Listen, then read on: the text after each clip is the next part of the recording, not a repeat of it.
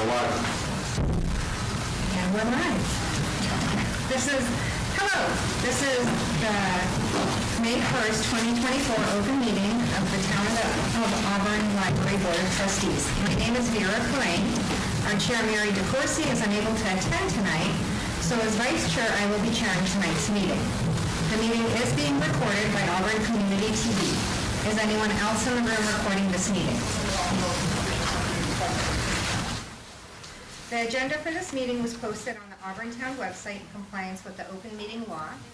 Please permit me to confirm the members of the board and others anticipated to participate by this agenda are present. Members, when I call your name, please signify by saying present. Lindsay Baker. Present. Erica Breesacker. Present. Steve Redding. Present. Matthew Toth. Present. Town staff, when I call your name, please signify by saying present. Jean Collins. Present. Thank you. As a matter of procedure, I'd like to remind all members of the board and staff to please wait to be recognized by the chair before speaking on any item. No public comment has been scheduled as an agenda item. However, during our discussions, the chair may permit members of the public to speak and participate. Members of the public will be restricted to a 3-minute maximum limit and will only be allowed to speak when recognized by the chair. And our first agenda is calling the meeting to order, which I did backwards. I call the meeting to order.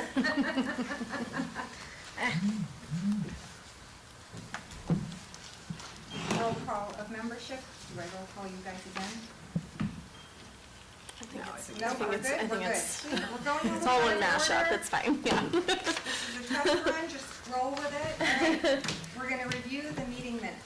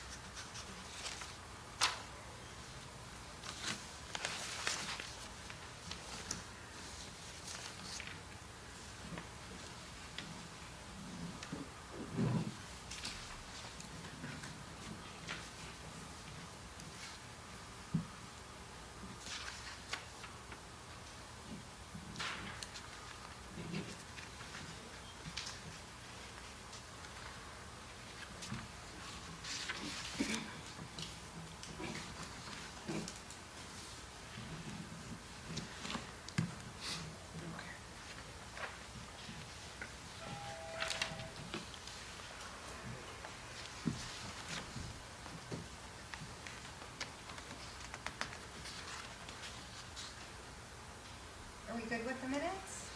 Do we need a little more time? Yes. Just one question at the way bottom. Moving that the meeting is adjourned, and it says Mr. Toth Baker seconded. I can't remember who it Oh, was. sorry. In the long run, Things got interesting. everyone seconded. You know, I take advantage of previous meeting minutes to like copy over, so. Totally makes sense. Any other corrections? I move the minutes be accepted. I second. I was going to second too. Erica? Yes. Steve Redding? Yes. I'm a yes. Matt Toth is yes, Lindsay Baker is yes, and the minutes are accepted. Okay. Next item, Director's Report. Okay. Thank you. Can everyone hear me? So this wasn't on my report, but I added it in later. So I wasn't able to attend the volunteer appreciation night. I think maybe some of you were there. So, okay. I did want to say I appreciate the volunteerism from everybody here at the board, and certainly all committees at in Auburn, and also I guess particularly Stephen. This is your last meeting, Stephen. So thank you. So thank you for your service to the town. I also like to include the Friends of the Auburn Public Library in that, because the Friends do a lot of fundraising and they work pretty hard at the donations, and it's a very, very collaborative relationship. So thank you to the Friends as well. I see we have one here. Okay, so ongoing facilities, I had given you the updates about the expansion. Storage and workspace, we're very challenged with space. We now have to also clean out the boiler room because of the insurance requirements. So I have no idea where we're going to put, that's where we store all the tables and the extra furniture and some file cabinets, and I have no idea where we're going to put them. But we have to do that, so I'm working on that. That's also one of the holdups on the Library of Things, because we don't have any place to store the Library of Things. So we literally, once the expansion is finished, we will have some extra space, because all the shelving can also hold some of the things that will go out in the Library of Things, and when not used, they can go there. So that'll open it up a little bit. We also have a lot of book trucks back there. We literally have to move them aside to get to our desks because they're waiting for shelves. So that'll free up a little bit more. But that was kind of a surprise that we had to take everything out of the boiler room. So I'll figure out something. So weeding and updating, I was just giving there just a sort of a quick little tour about our weeding and relocating everything. It's working out pretty well. We've actually opened up more space than we anticipated, and for the seating area, there's actually more space than there was before. Because we reduced the number of print magazines, all libraries do that. A lot of libraries aren't even subscribing at all anymore. We will be getting about 20 of them, and those will be shelved. There's some holders that are attached to the wall. I can show everybody later if you want to see them.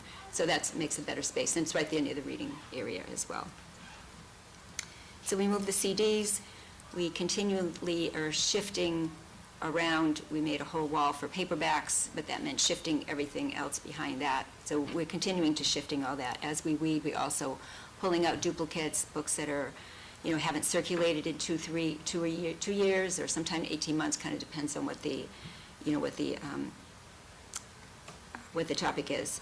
And from there, we put them aside. The Friends take a look to see if they want to keep any of it aside. They have the same issue. They would like to keep them all, but there's no room for them to keep them until the next book sale.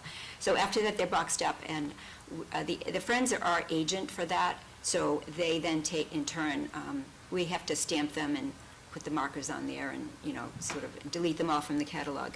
Then there's a couple of companies that they will call to come and take those. But in the meantime, we have boxes of books waiting to go out too. So those are in the break room. We hardly have room at our table anymore.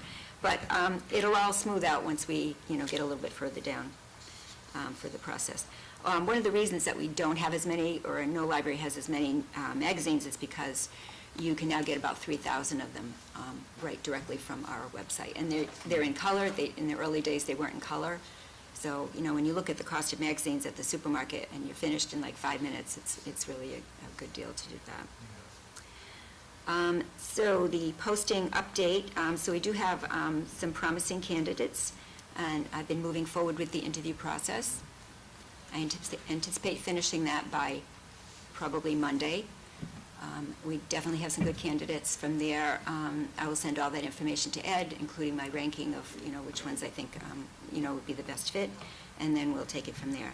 So hopefully we'll have somebody on board, I would say mid-June, but it might actually be cleaner to start July 1st with the new fiscal year, but we'll kind of see the person's going to have to give notice and everything too. So I am personally very, very glad if we can finally find an assistant. We've been looking for years, and then it was, I said to Ed, we just really need to look at offering this a different way. If you keep using the same inputs, you're going to get the same outputs.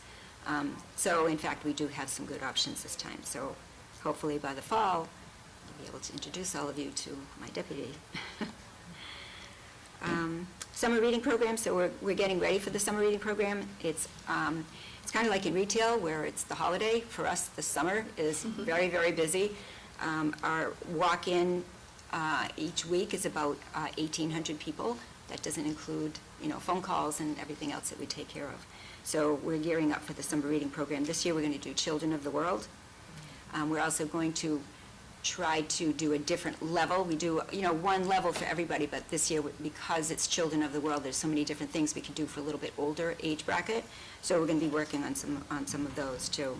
That's for ages 6 and older, especially since we'll have the extra space to be able to do programs with them. One of the other things that I've already been getting questions on is whether we're going to also do the summer camp program. We did this last year for ages 8 to 12, and it was very successful, and so we've already had questions about doing it again this year, so we do plan to do that. I think this year we're going to have a theme, coding. So we actually purchased some little Morse code machines where they can actually do Morse code on the machine and learn how all that works. And code breakers, I don't think they know about those, and we'll try also some coding software. If they like it, then we'll probably purchase it, so then people can also, use it anytime. In the summer also, we're getting ready for a toddler and a breakout sessions for the older siblings. That worked out very well, but it's a lot of work because we're essentially holding 2 programs at once, which means we need about at least 3 staff members, sometimes 4. But that worked out really well because they weren't very far away from their moms. But we could do something different, like earthworms, if the toddlers, you really don't want the toddlers playing with the earthworms, things like that, things like that. So it's a lot of fun, and it does offer a great opportunity because as the toddlers age out at age 3, then we have to do something else for them. And before the pandemic, we had all those levels in place, and we're still trying to rebuild those. So we've rebuilt our populations, and so we're looking forward to this summer, really, especially when we have another full-time person here at administrative level. Excuse me, we'll be able to, get back that age population. Because we want to keep them here in the library, obviously. The teen advisory groups, so generally it's me who meets with them, but sometimes it's Molly, sometimes Jared and Dave. They're pretty regular about coming. One of them did have to drop out because he has a job, and that's just going to happen with teens. But they're very enthusiastic. We do have the virtual reality headsets all set up and downloaded the games and kind of using those. I'm a little afraid of it, so I haven't had it. But they were having a great time in here with it. What are the numbers for that? I'm sorry, the The number? numbers, how many? For teens, 5. I did have some outreach from the middle school, so I'm hoping that we will have some more, and especially this summer. So, excuse me.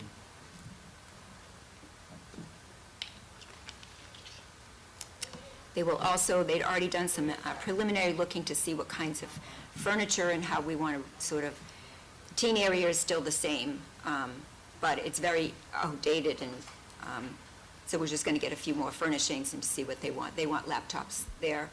That makes sense, and maybe a printer there so they could use it there. And everybody wants Legos, including the teens, so we'll put a Legos, a Lego section there too, and books. And they're also going to participate with me to see what they would like to do to be involved in the summer reading program, either for their own age or maybe they want to help with younger kids. So I think it's a great way to kind of pull those populations together. Would that be like a volunteer program? Well, they're at the advisory group, so it's not really a volunteer. I think that they're just I think that we have to stop thinking about, especially for teens, what's a program for teens? You can just create a program, some other activities that you're going to do that engage them. So I prefer to look at it that way. They're not really volunteering, they're just going to be part of it. And I think that's a different way to look at for, to engage teens, is to have them actually be involved. So moving forward, Library of Things, so we're definitely moving forward with our plans, and I think Molly had made reference. So just to our backpacks, we had gotten these backpacks a few years ago. They're really nice. They have, this is for a Library of Things. We had Masterman's do up this logo just for us. It says, "Discover the magic of reading." So these backpacks are for the Library of Things to go out, because you don't want to just hand something over. So that's what these are for. We have a number of them and several different colors. What about So- adult-focused library? Yep, I'm going to actually read off some things. So yeah, it's definitely not for, and these are for adults too, not just kids. So let me back up a little bit. So what's holding us back now a lot of is space. We do have a lot of children's things like train sets and 3D puzzles and things like that. But we also have long lists of things that we want to do, for adults. And as soon as we can free up some space, we will do that. I want to add a couple of notes here. It's not just bring something in and hand it out. We have to have cataloging updates for the Library of Things. That means original record, because these are artifacts. We have to actually download circulation modifier, location code, zone tables. These all have to be tickets through the systems office. So these all have to be put into our system because they count as circulating materials. So that in itself is, that's a process. We have to decide what we're going to call everything. You only have a certain number of characters you can use. We want to code and cross-reference as well. And then we have to track for returns. So these would actually be able to be checked out just like books, because that's the best way for us to keep track of them. But it's a lot of work to get in the catalog, and we have to make sure we do that. As well as borrowing guidelines. Just as a sort of an aside, when I saw that Mary mentioned the bouncy houses from another library, we would never have room for a bouncy house. But one of the things that I keep in mind, especially because several years ago, I looked into kayaks because we have the Auburn Pond over here. That would be great. That would be our first Library of Things. And so I priced them out, and I talked with Chief Coleman. He was going to keep them over there so that we'd get the key over here, and he was going to keep them over there, and then talked it over with Julie and Ed, and they talked to the insurance company, and they said absolutely not. The liability would be much too high. So I keep that in mind too, in terms of what kinds of materials we're going to loan. Honestly, I'd be afraid of a bouncy house these days because, and other things too, like crock pots and all those. If you have a frayed cord or something, you just have to be really careful about checking all these things and make sure.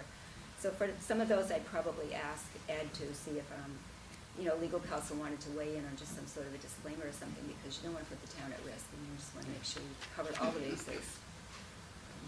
In terms of space for Library of Things, is it possible to think about other public buildings here to store things? Like, when you said that the kayaks could be stored, Right. at the fire station. Those would be outside. Yeah. So I guarantee you, if you ask anybody in any public building in town, they will say their building is full. Oh, okay. So Okay. it's kind of an issue everywhere. Mhm. So, yeah, because that would work. Just go over there and get them, although it would be a little tricky because if they go out like books, we'd be running back and forth too. So certainly, we'll see how much space we end up with after we kind of sort everything out. So we really won't be able to add anything big. They're just going to have to be fairly small that can fit, on shelves or just in our section. Just a quick question, Yeah. it just is occurring to me, when you were saying, needing to develop probably some sort of a policy and disclaimer for the Library of Things. I can't hear you. Oh, sorry. Yeah. I was saying when she was saying, talking about the needing probably some sort of disclaimer or policy around Library of Things, is that something that we could help, create? Possibly. I know that there was a policy Yeah, written because- a while ago, so I was just curious. Yeah, just something that we could work on developing to support Yeah, I then think we could work for on it together. review. That would be Yeah. fine. We have looked up, some libraries have no policy. Mhm. Some of them have a 3-page policy. Mhm. Some of them have a 1-page. It kind of depends what you're loaning and Right. what. So certainly maybe a working group or something, we could sit down. I could bring things to the table, we could sort of start from there and figure out what's feasible and, Yeah. what works for us. So I think that would be great. Okay. Yeah, thank you. So some of the things that we have on our list so far, and we have about 100 things on our list, so we're gonna actually start looking through to see, we want a balance of children's things for teens, things for families, or, educational things and whatever. So some of the ones that we have on our list, some of them have been purchased, not all of them. A lot of puzzles and learning toys in a backpack, that's just like gold to a parent who's taking a trip, have a backpack. Pretty much everything for a child goes with a book. There's a book in there and some literacy sheets as well. A typewriter, and I say that because one of the absolute favorite things to do for our summer camp group was the typewriter. They just couldn't get enough of it. So, we might be able to get a used typewriter or something. Morse code machine, which we already have, so we can use that toward circulating materials, but also use it during the program. Battery charger, light therapy lamp, laser measure, DVD players, we already have a couple of those. Air compressor, various yard games, Instant Pot, telescope, we already have that. Garden tool set, scanner, board games, karaoke machine, safety glasses. Do you want me to read the whole list? Sure. Scanner, craft packs, so mostly we don't want consumables in there because then we have to keep replenishing, and that's more work and more money.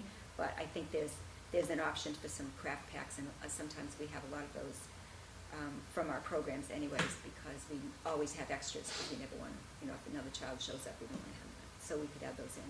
Safety glasses, life jackets, hiking pack, 3D LED puzzles. We did get some of those for the teens, and they're very excited about those.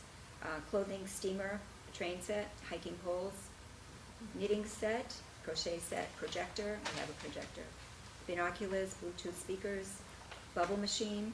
I know that will go out. Tennis set, basketball, metal detector, air fryer, sewing machine, chess or checkers, cricket machine, hot glue gun, pickleball set, snowshoes. We have a dinosaur play pack and a unicorn play pack, travel alarm, dress-up clothes for children, power washer, record player.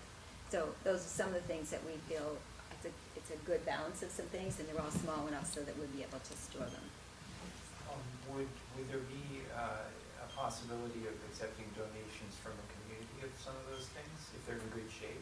So we can't accept donations, they have to go through the Friends. So I guess we could have that conversation with the Friends. We'd have to be very careful because everybody would want to donate, which I totally understand, but we don't have the space. So even if it was great, or maybe we already had one, I just don't know where we would put it, or where the Friends would put it, and I'm looking at one of the Friends over here who's saying we don't have any space. So, in fact, I had a conversation with the Friends and with somebody else the other day. Somebody came to me about a swap, and I thought, what a great idea. It was an art swap, and we couldn't do it because, again, it would be sort of on a donation basis that the Friends would have to do it. So I met with some of the Friends, and we kind of kicked it around and decided, number one, no space, and they didn't want their books to start looking like the yard sale, and so there's a lot to consider. So, yeah, it's certainly one of the things that we've been considering is people are going to want to say, I have an Instant Pot at home that I do not use. But, we really should purchase them new and make sure that everything's functioning correctly and so forth, too, so. So I'm curious, and I don't think I'm alone in this, how come the library doesn't accept donations? What if they were now? I'd have to go back and look at the language, because they're a 501c3, so they can accept donations. No. It's been like that they can accept monetary donations if somebody wants to write a check. And I can't give you that full answer because it's just been that way ever since before I came here, so. Okay, so worth looking into. We always used to accept donations.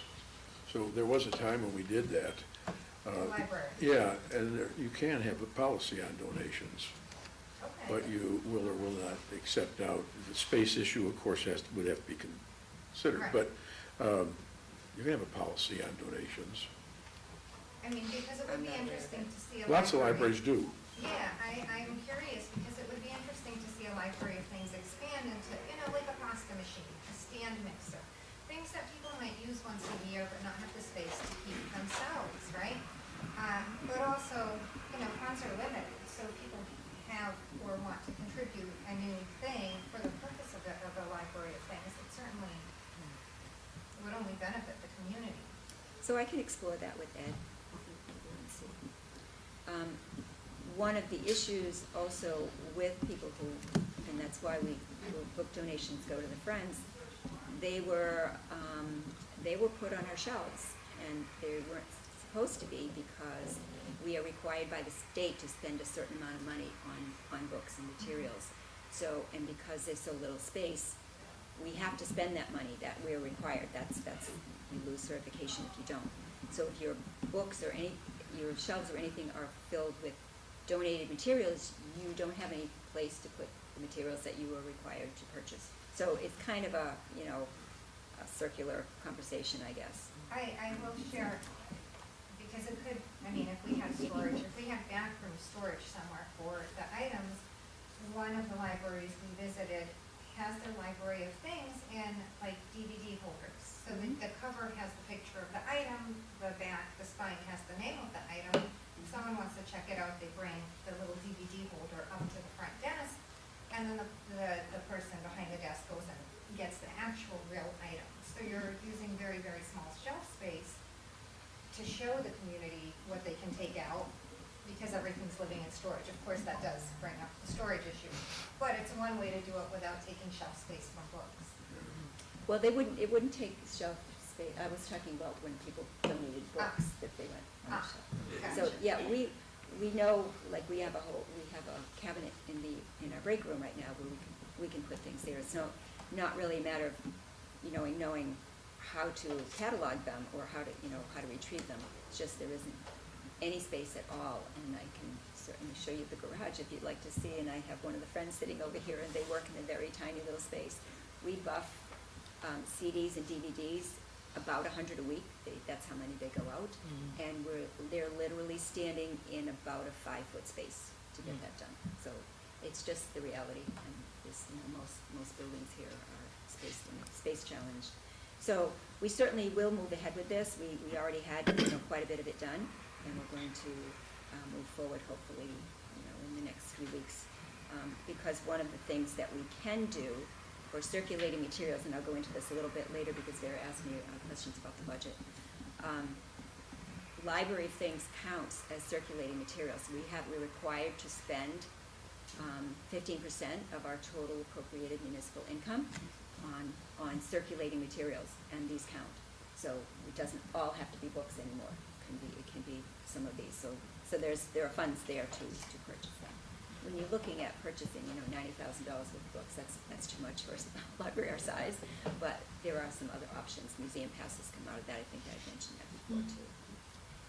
In terms of space, it keeps coming up that we don't have enough space here. Would there be a possibility to have a small storage space built, not short term, but medium to long term, built like adjacent to the building here? Because this whole library of things is a whole new kind of program, so you have to kind of look at it holistically in terms of where's the space to have this library of things. And maybe that has to be one of the costs of starting a new program like this. It's been considered. Anything that we do to update the building is going to require us sprinkling the building, even adding something small at the back, like a small shed or something. So that's one of the things that we're kind of running into with the sunroom expansion, is there's a lot of code things that we have to look at. So I'll sort of just touch a little bit on that in terms of the sunroom. We're looking at potentially making it a little bit smaller. If that happens, depending on how it's cut down, it's possible that a storage space could be built on the end of it. If we do, so for instance, it's going to be 80 feet long.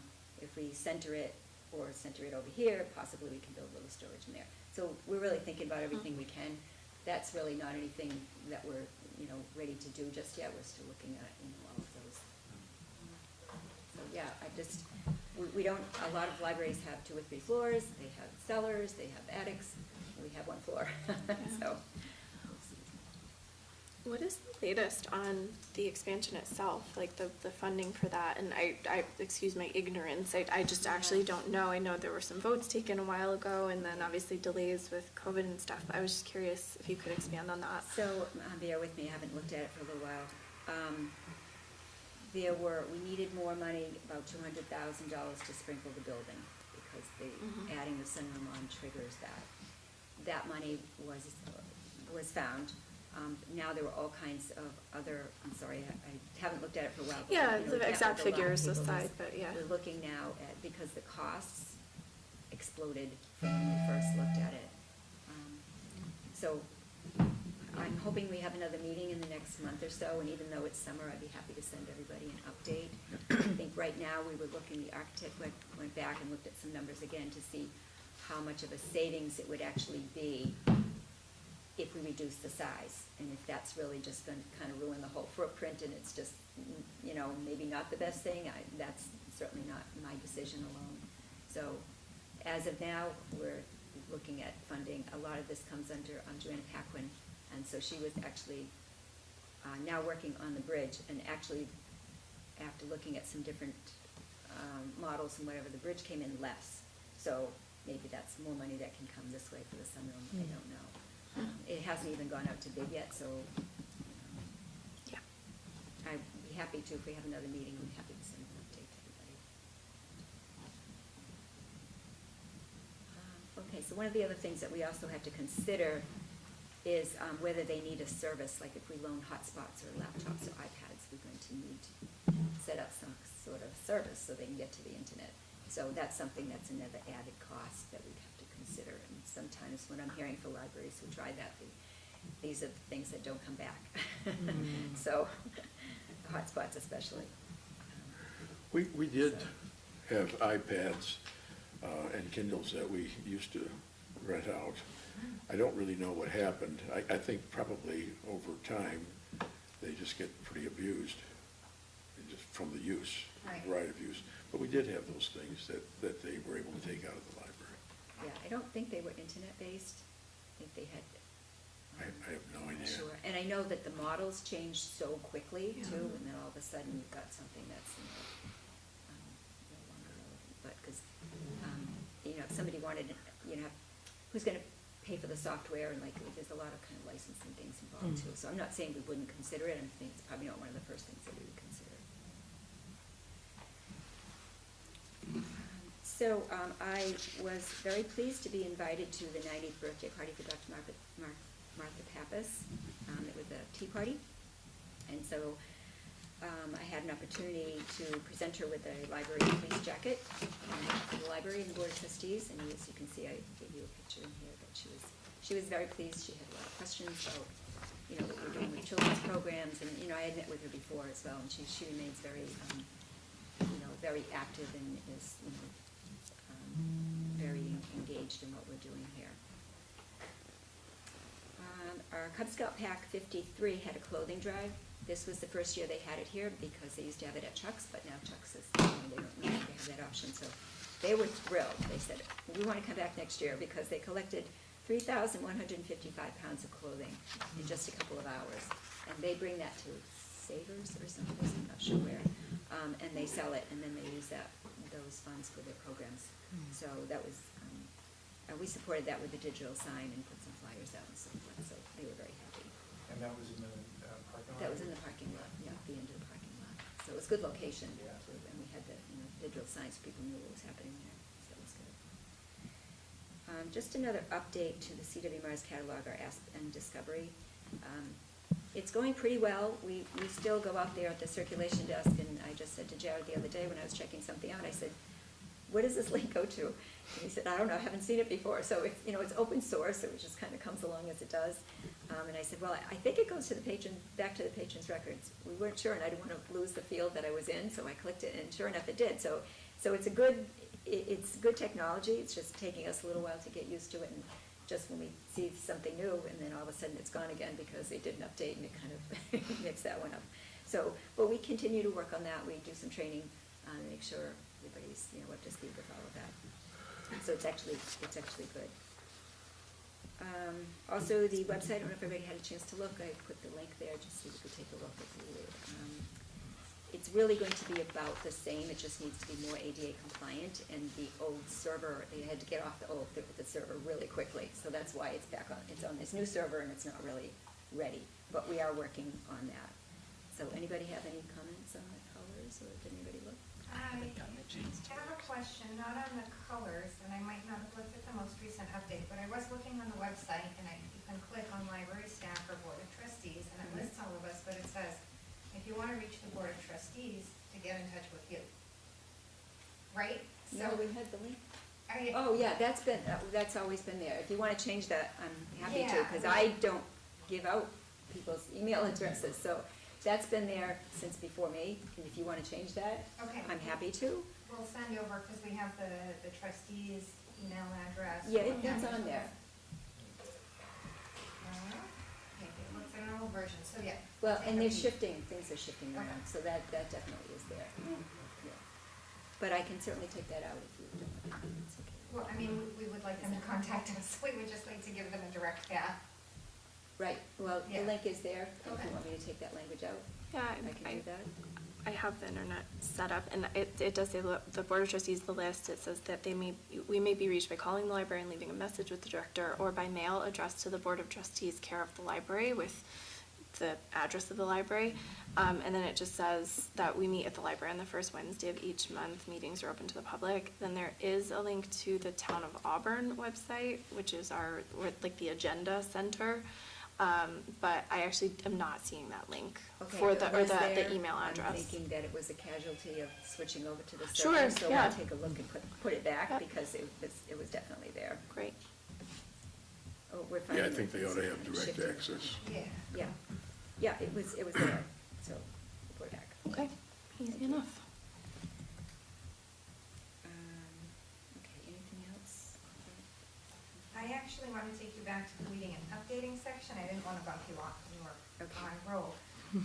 Question about the comments about the magazine or the periodical section. I'm just a little surprised, because you said libraries aren't subscribing to magazines anymore.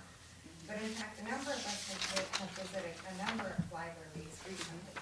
The three I went to all had robust periodical sections that were actually quite popular. Sturbridge in particular was poppin'. So they had a lot of titles. They had back issues because they don't all lend out the first issue. They said it was very in demand. Somebody said, for example, People was so popular, they were considering getting People's another. Yeah.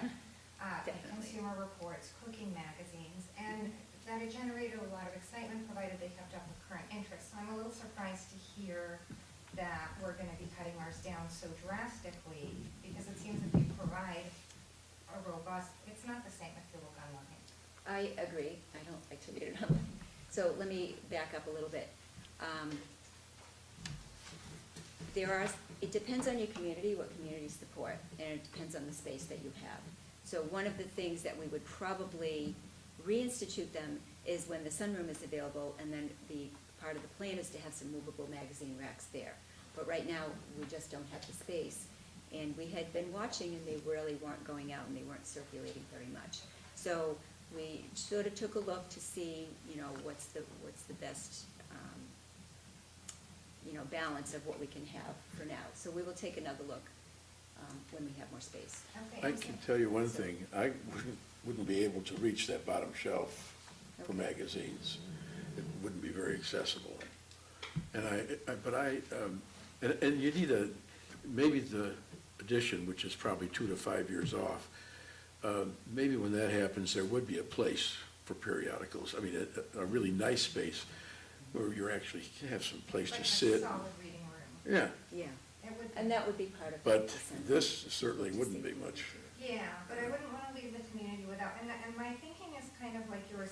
Magazines are expensive. It's a hardship for some people to I pay agree. $10 for a cooking magazine Mhm. that they're gonna get a few weeks of enjoyment out of. But that's what the community library should provide then, if there is an interest. I know what there used to be in our periodical department wasn't very exciting or very No, it robust, wasn't. not compared to what other communities offer Right. that does generate excitement. And so I wonder if we offered something that was of more interest to the community, if it would get more utilization and also bring a value.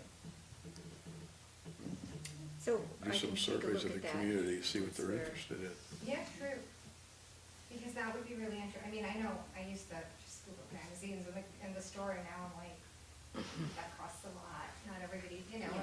You know, like I said, you read it in 5 minutes and you know, you spend $6 or $7. So we'll certainly be taking a look when we can sort everything out and, you know, what are we going to rebuild, what's good the way it is, how long before the sunroom is available, when that would be the most perfect place for movable magazine racks. And that's always been sort of in the back of our minds too. So we just, again, it always comes down to space right now. That's pretty much what we can do. If we, when all's said and done, maybe I can get a movable one to put it over here. I don't know where it would go, but I will take a look at that, so that it's, you know, we can add a little more to it. I'll take a look. Did we lose space for books and periodicals with the children's room expansion? We lost some, that's where we put the CDs, but that was not a good space anyways. It didn't hold them very well. It wasn't really made for magazines. So we lost some space with the idea that when we do have the sunroom, we will have more reading space. This is really not that comfortable a place to read either. It's, you know, hard chairs and tables and so forth. So then we shifted the paperbacks, but we made more space for other things. So, but I will make a note of that.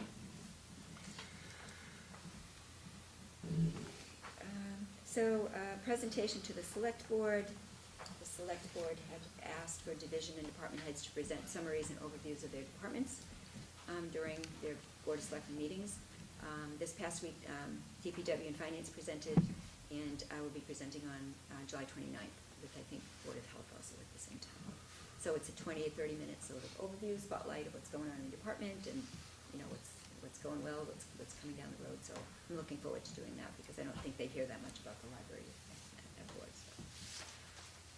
Other things coming up is Swanson Road visit. I'm in touch with one of the reading facilitators there who wants to bring 9 classes of 22 students each over for a visit over a couple of days.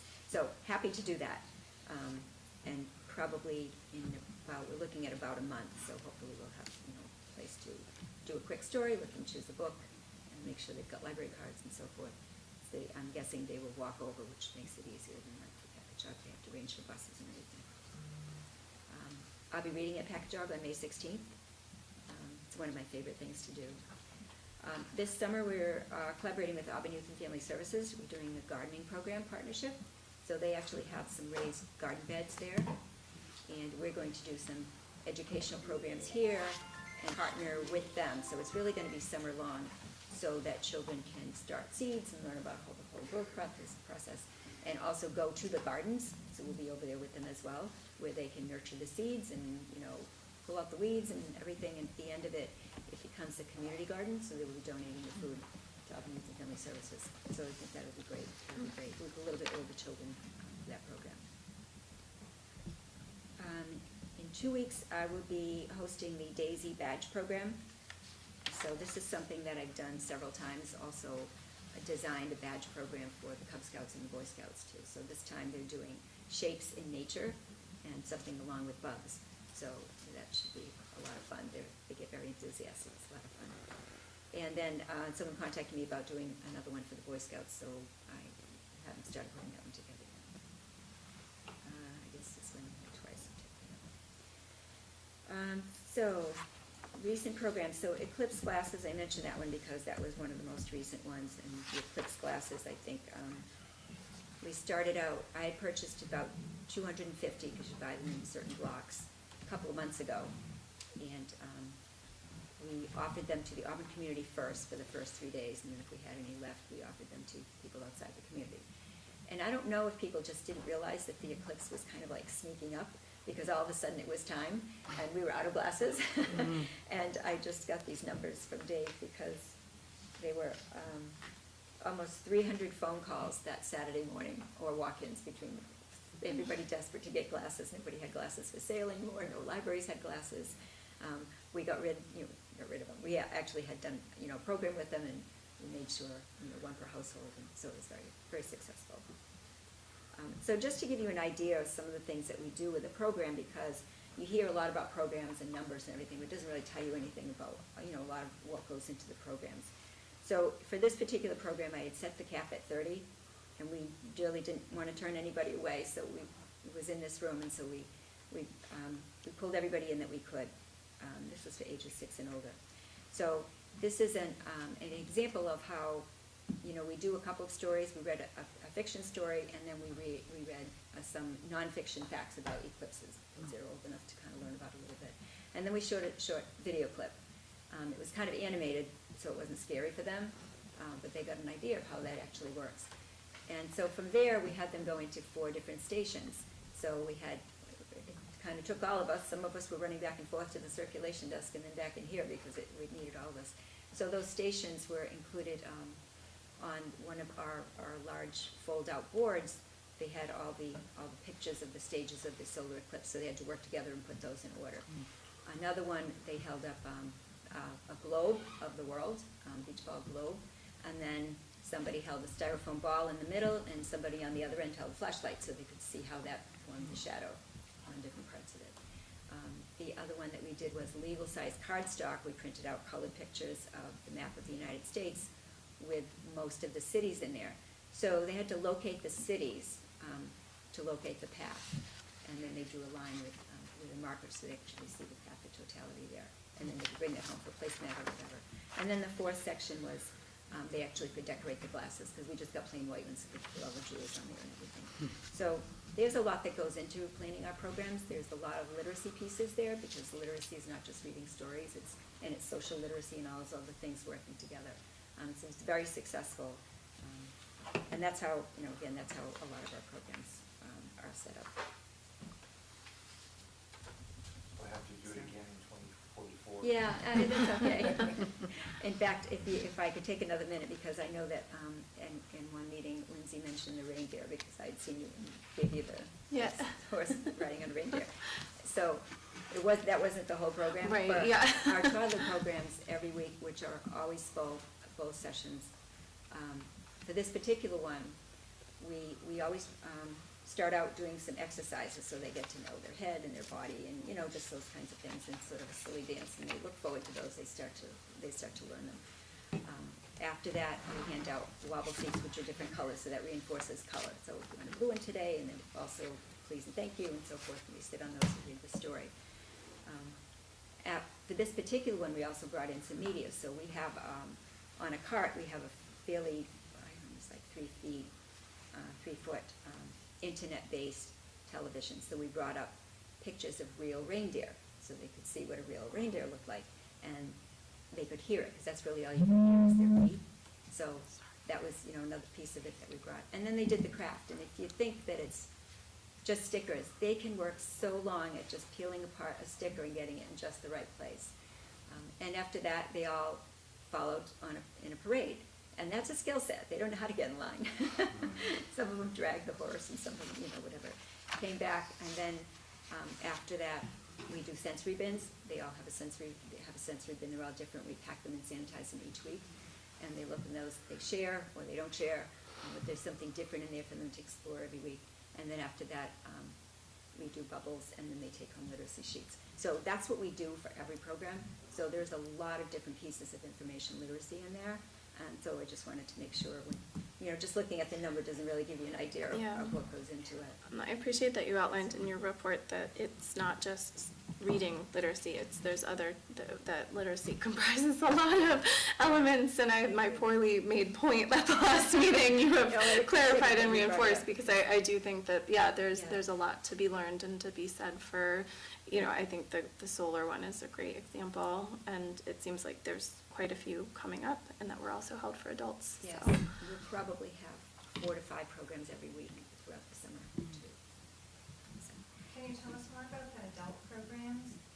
So I have some of them here. We don't usually do as many in the summer, but we do have some coming up.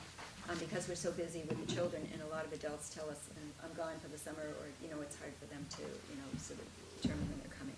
We do have Rosie the Riveter coming. If anybody's interested, she does a fabulous program. It's Dr. Nanda Parks. She has a PhD in women's studies, and this is the third one in a series for her. Vintage clothing, we're organizing for success. We'll probably have her come back as well. Some of these other ones, I can send you a list of, I know I've sent them before, I don't have the whole list here.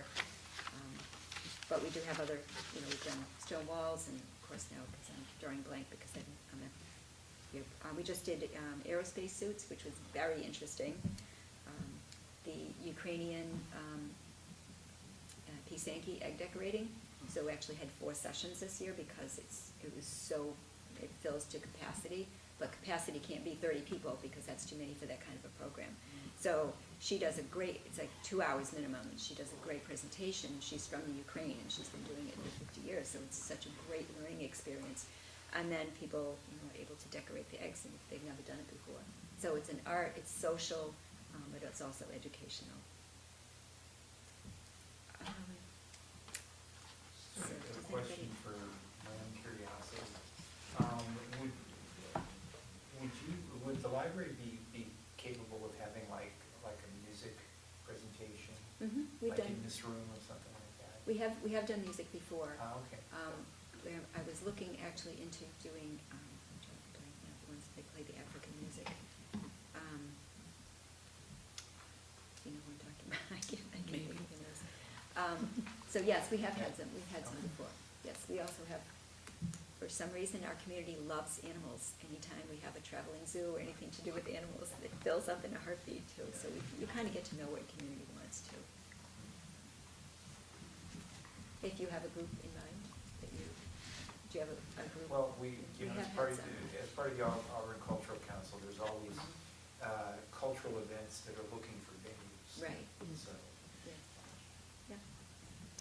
What is the process for reaching out if someone wanted, I'm not saying I want to, but if someone wanted to offer a program, or how does that process work? They reach out to you, and then, how does that development process happen? So generally,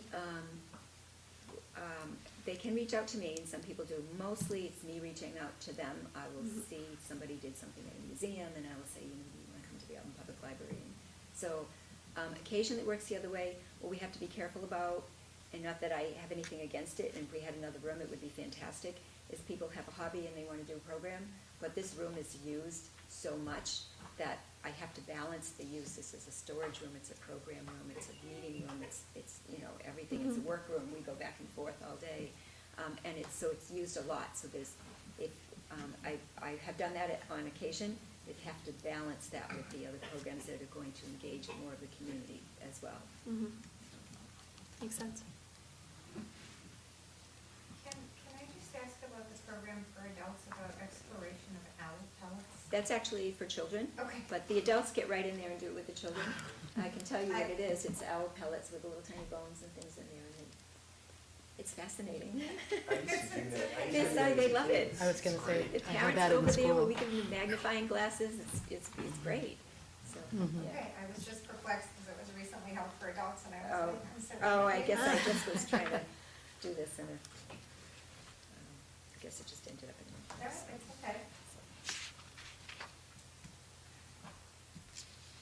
So we're moving on to the APL expenditures.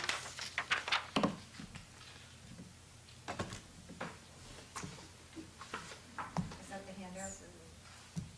Oh, yes, I didn't hear from anybody about what they wanted. No, it's okay.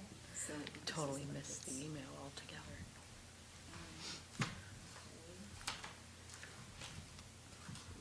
These are the budgets and us three. There's a couple here, share, these are, I think you have them in your packet. Maybe, probably. It should be in here.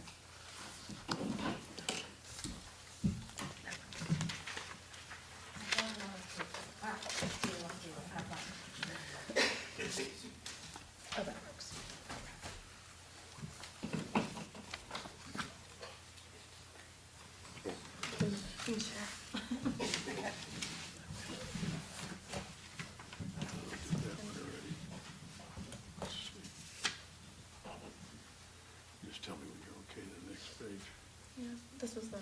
wanted to glance at quickly. And I have this one pulled up, so you can hold that Okay. copy, yeah.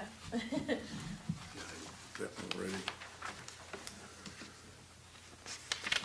What is overdrive? I know we've asked you before, I never remember. Well, that's where you get the electronic annuity and the books and content.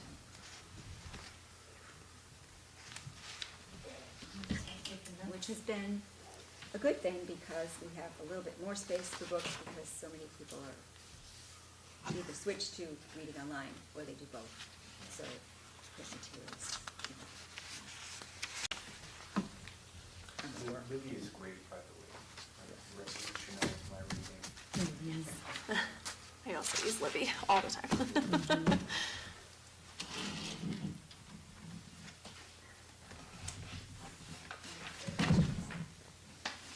And the New York Times, is that a paper or The e-subscription? newspaper, it's a subscription. No, I know, is it paper or online? It's paper. Oh, okay. The newspapers do get read.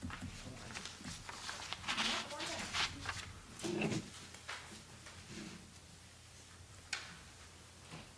You got a copy? Do you want to see my copy? No, it's just Lindsay passed hers over. so- Oh, yeah, no, I've got it pulled up, so if you want to continue. if Yeah, I'm you- fine. You're good, okay. Yeah. What is, go ahead. And the New England Aquarium? It's a museum pass. Okay. And Blackstone Publishing his books. It's books on CD.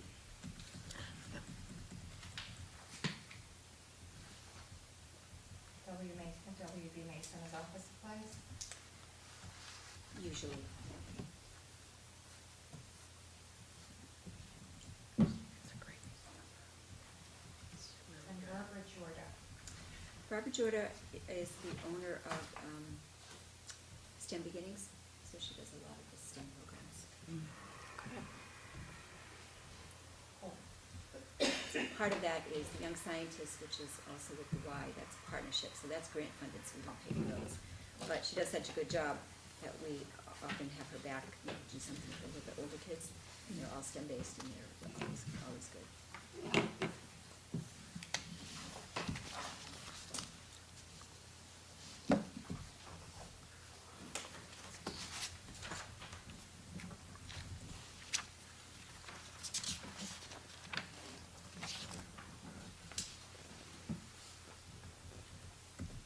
Any other questions on the APL expenditures?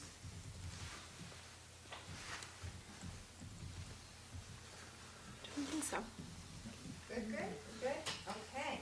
So we are moving into goals and timelines for the Colorado Public Library Director. And then I'll fix the rest in the other direction. We'll grab one, pass them along. I'm going to pass these out that we voted on in September. Yep. Okay. So, one of the roles of the board of trustees is to set goals for the library excuse me. director, Jean. Oh, Thank you.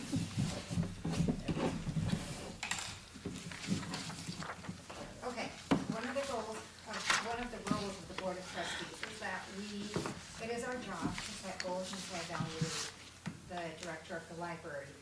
And this is one way that ensures we all work together towards the same goals and moving the library forward and kind of coming to, helping it become what we want it to see, what we want to see it become for the community. As such, I created a draft goals, Matt created draft goals, because we are gonna need to decide on some and vote on them so that Jean is aware of what they are and can work towards them so that we can evaluate her at the end of the year.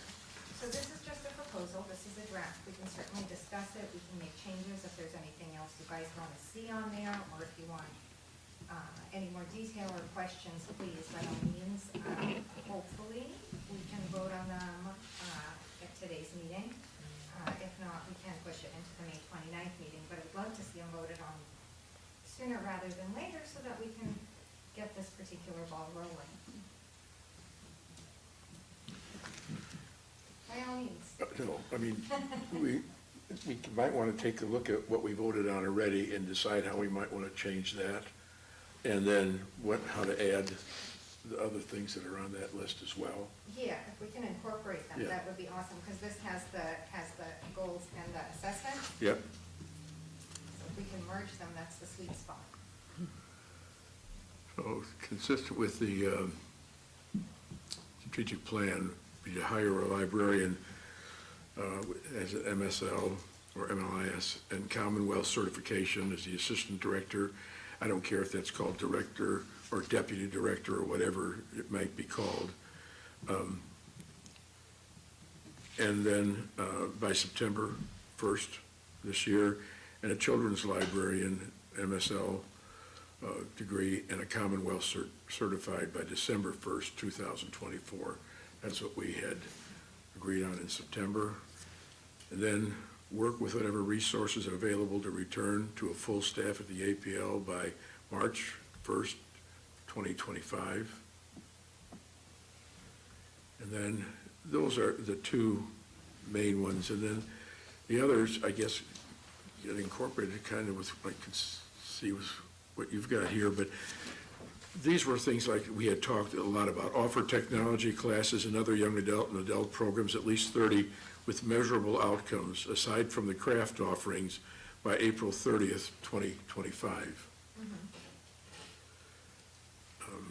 And then the other is just a straightforward, the monthly director's report, what it should include. And that'd be three factors. One is a completed data based on whatever kind of a program that's done. It may be involved with the strategic plan or not. The second part is an assessment of a strategic plan goal. And the third is what work is being done towards that strategic plan goal. So those were things. I don't know, you want to talk a little bit about what you listed as well? I can. I will say, so my number one is achieve full staffing levels by December 31st of 2024, because, and that gives us like 6 months, but I think we all want to see the library up to its full staffing level, and I think that captures definitely your number two. I'm just more. Yeah. Mine is more pushy on the timeline. I didn't specify hire a librarian with MLS, or Commonwealth certified, with MSL, you've got both, I don't know which one's right. But there- it's- Library certification. That's right. It's Massachusetts Library certification. Got And then the other is just that degree, the master's degree. Yeah, I mean, if we can, obviously, the deputy director, by definition, will have one, because it's in the description. So that we've got covered. I have a concern on the children's librarian, only because the budget only allocates $25,000 for a part-time position, and I don't know if that's gonna net us a certified librarian children's.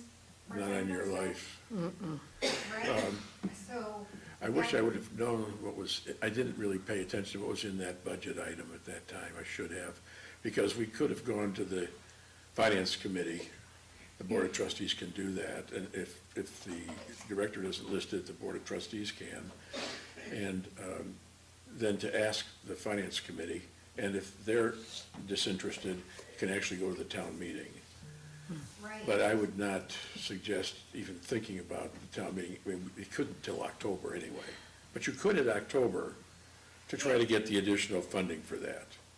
Right, so we could try that, or we could say the deputy director is a librarian and one other hire is a librarian, because there is another full-time position. Yeah. And then build from there. Is that a reasonable middle ground? The only reason I'm emphasizing that came up over and over and over again during the strategic planning process. That there was somebody whose background would allow them to specialize in children's librarian work, and there are people like that, but, it's just, whatever we want to do with that. It'd be a shame not to have someone who, we used to have some really dynamic things in that children's room as it was. And I think that has to do with not any criticism of anybody, except that that person was a children's librarian. That was her whole emphasis in her master's degree. And so I think it did show. And I think we do wonderful children's programs, I'm not saying that, but there used to be things that decorated that place for themes, and it was amazing. And I think there's something real valuable in that. If that's something that we have to delay because the funding wasn't there, although we could ask for that at the October town meeting, town meeting.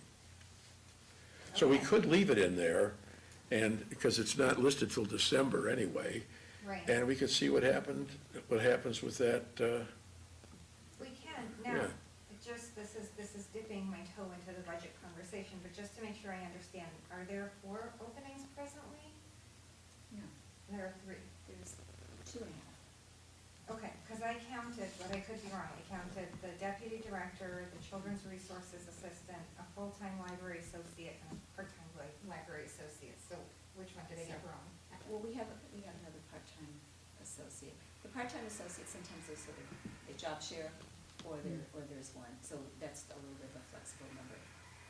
So we have So 2.5 we have a deputy. openings. Sorry, no, No, go ahead. That's done. Okay, so the 2.5 includes the deputy director, 100. Correct. Okay, so we have 2.5 positions. We can certainly ask for library certification. If we can't, but we're gonna get at least 1. Yeah. If we get 2, I think that's all the better. see, this has been a goal for 8 years. Then we can leave it in. And I think it's really worth the statement that we're looking for someone to do that work. I would definitely say then, to explore what the process is, to ask town meeting for that additional funding, particularly if you want, an MLS or an MLIS and certification. I mean, that's, then sort of doing research on commensurate pay for that and Right. making sure, because, we don't want to underpay or post something that is just not going to get applicants because, The pay we've is all so seen bad. that because it's vastly underpaid for the work Right. that gets done. It's true. This is actually the deputy director position here is actually quite a bit higher than an assistant director and other, and it's Great. the same thing, but the intention for the deputy director is, a lot of times when you have a library director, they'll come to be a director and then they'll start to look, where can they be a director, where they move on. And we don't want that to happen. So the intention of this one is somebody who wants to work here in Auburn and grow into this position in Auburn, and when I leave in a year or so, that person becomes a director. So it's a really good succession plan, so that they actually, you're not transplanting somebody from the library and figure out the culture. It's a way to grow into the position here while I'm here to mentor and continue to train, and so that's what and that it's actually quite well paid. Well, and to definitely model that for a children's librarian, and to, frame it to town meeting perhaps as an investment in a major centerpiece of our community, that we do want to cultivate people who will want to stay, and that they become part of the community and part of the library and part of just from not cradle to grave, but you know what I mean. But I mean, I think that's important, and so we can talk about that, especially what our role is for asking for an increase in funding for that. I think that's an important thing we do. I'm sorry, Vera, can you list the positions as they're stated in the budget? The ones that I counted. or Oh, the ones sorry, that- thank you, sorry. The ones I counted, or the ones Right. Jean counted? So sorry, I'm gonna just look at it Yeah, myself, that's great.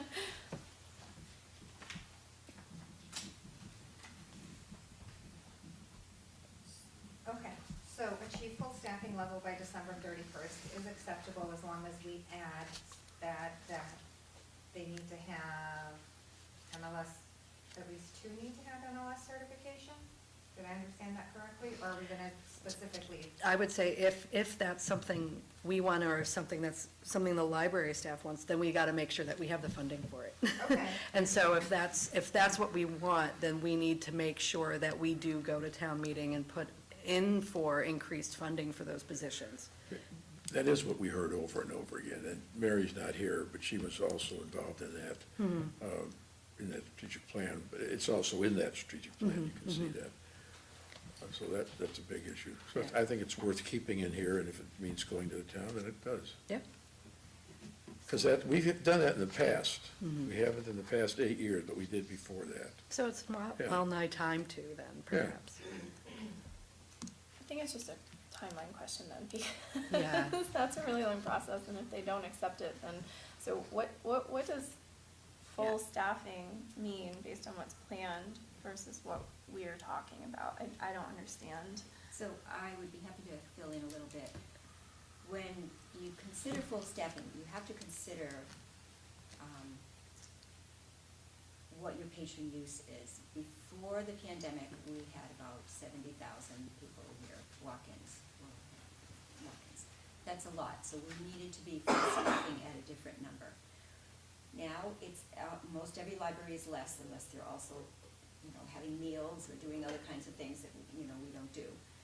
So we're probably at about 50, thinking we'll be at about 52,000 when we do the final statistics. So full staffing at the same level is not necessary. Sometimes the more people you have, the less efficient you become. So we have to make sure we don't want to fill positions just for the sake of having a position. If, there's different work, the work changes all the time. For instance, we were just talking about the books. So fewer print books coming on board means fewer cataloging, fewer book processing, less shelving. When we purchase ebooks, it's a click of a button. Also, there's, budgeting involved and so forth. So I have to constantly look to see what do we really need. We're very fortunate. We have great part-time staff who they're limited to a certain number of hours over the course of a year. And when it's less busy, they don't work as much, but they are able to step in the summer, which is fantastic for us because they're already trained for everything.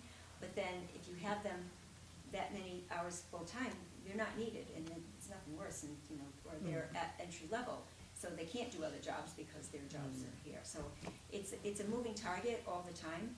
I will say that once we have the deputy director, which I'm really looking forward to, we really, need to assess to see, okay, what's that person bringing to the table, and, where are we gonna go with that? We're actually, one of the jobs that was, responsibility somebody was gonna have was to manage moving all of the books around. We couldn't wait for that, so we're doing it on our own. We're still getting it done. So that's something that's a massive project. Once we get it all cleaned up, that person will sort of just manage it overall. But there had never been a full inventory process, and we had to actually change a bunch of things that were in the right order and so forth. So it's a constantly moving target. What do we need people for? So a lot of the things that used to be done, or there wasn't a lot of technology before. So you need people who have skill sets in technology, way more than you used to. So it's a whole different and unique experience. So this begs two questions. Why did we lose so much foot traffic, particularly when our closest libraries seem to still retain a lot of theirs? And is it because we cut down staff versus we cut down staff because of less foot traffic, because our closest comp libraries also have significantly more staff than we do? So I wonder if perhaps what we're looking at is fewer books and fewer staff is not what is most beneficial to the community. And so that's why I'm curious, and if you would refresh my memory again, the 2.5 openings, just so I can write it down, that's a deputy director and who else? It's a senior library associate. That's one. Senior library associate, full-time, and then one part-time. Got it. So I would say at a minimum, full staff then, based on what is allocated for the budget, is an additional 2.5 people, one of whom we should be hiring by the beginning of summer, because that is known, and we can acknowledge 1.5 more is known. I have to review how I ended up with 4 openings based on comparing the budget information and the various posting information, because what I had down was associate director, children's resource assistant, which is actually explicitly stated in the budget, a full-time associate and a part-time associate. So that children's one seems to be the wild card. But we're still, 2.5 brings us to full staff. If we can get them by December We've talked about that because we always hear that there's not enough people to get the work done. That's sort of a constant refrain, that there's not time to get things, excuse me.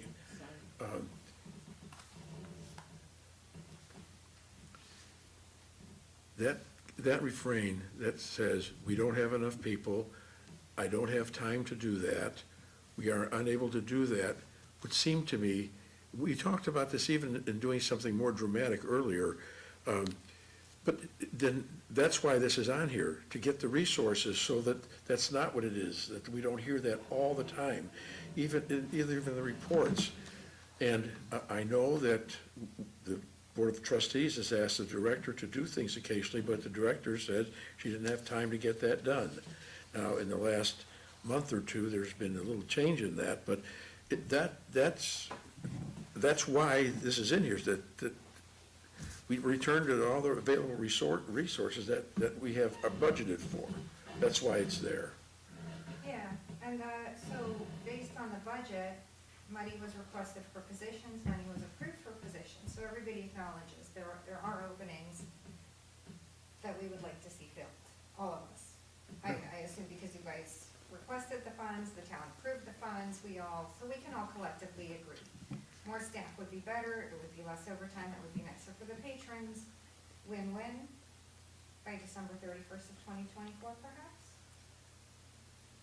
Again, it's just, as long as we're talking about what was already budgeted and not what's gonna need Right. Well, further right, authorization, because Yeah. that's an unrealistic timeline. Yeah, it's very short If Yeah. anyone has to go back to town meeting or like FinCom and then town meeting to request additional This- funds. That's right, you were an excellent resource on this. Okay, so let's say full staff is an additional 2.5, Mhm. at least one of whom is a librarian, bonus points for 2. Because there are librarians, certified librarians looking for work, so wouldn't it be awesome if we could get one? They could evolve into a children's librarian, we don't know, that's for Gina to figure out, but, so we can either ask for 2 certified librarians or 1, we know we're getting 1. And that gets us, Yeah, I guess my main question is just what is, and not to go back to, okay, we're going back to town meeting, but what is that process and general timeline? Partially because, I would be fine with this timeline if, even as a part-time person, just knowing how realistic it is that somebody would want to apply if the salary is just not commensurate with the education or the certification or whatever, that's all. I agree That's with why that, Erica. if we need Yeah. more, I just want to make sure that we start the process of what we have to do in order to get more, in order to not have this set up as, here's the goal, but because, the salary isn't as high, or we just can't offer as much right now, the worst thing is to say contingent on funding, like, Yeah, as, Well- Oh, yeah, no, I'm with you, I hear you. Yeah. That's why I'm trying that's to why it's push just- this question, because I Yeah. just still don't know what we're me agreeing either, to. totally out of ignorance, What and that's we're why, pushing for. I just want to make sure that it's I guess realistic. you have to put down based Yeah. on funding, Yeah, that's all. because that might just be something then we all are working And on if we over the can't- next If we year. can't get the funding, we can't have it happen. And then, so, the December 1st, 2024, well, that wouldn't be very realistic. If the funding doesn't come until the end of October, well, and a children's librarian, MSL certified, when funding is available. Well, I think that's still working toward a goal. Yeah. true. But so what, our goal here, our goal with the goals I is to know. have measurable goals that we can have at the end of the year. So I wonder if the most prudent course of action is to say full staff, which is an additional 2.5 positions. And then we decide, is one of them a certified librarian or 2, by the end of December 31st, 2024, with a goal of a certified children's librarian for the following year, because that should give us enough time to establish, is there a need? Can we get money in the budget? Can we get everyone on board? But at least we're firmly moving in the right direction, because for what it's worth, area libraries have a lot more staff than we do, so I'm certain that there will still be children with a need for a librarian. Oh, So, certainly. could I just? Yeah, of course. Please. So, some things that I would like for you to keep in mind. The assistant director position had been posted for several years. We were not able to fill it. Very few candidates, or they withdrew for various reasons. The other thing to think about is that you see other libraries, and I know if you've been looking at a couple libraries, that's fine. There's 350 libraries in the state of Massachusetts, and we're all in listservs, and I, get information and feedback from all of them. An awful lot of libraries are closing floors because they don't have enough people. I heard just another one just last week closed the library completely because they didn't have enough staff. Where was that? Or, I'm not gonna say the name of the town, because I think that's, I didn't want to do that. But there are several of them that do that. Or they're canceling programs because they don't have enough staff or they're not cross-trained. So if you could consider and keep in mind, our retention here in Auburn is enviable. And they're very well experienced, cross-trained in everything, which is why we're able to do as much as we do.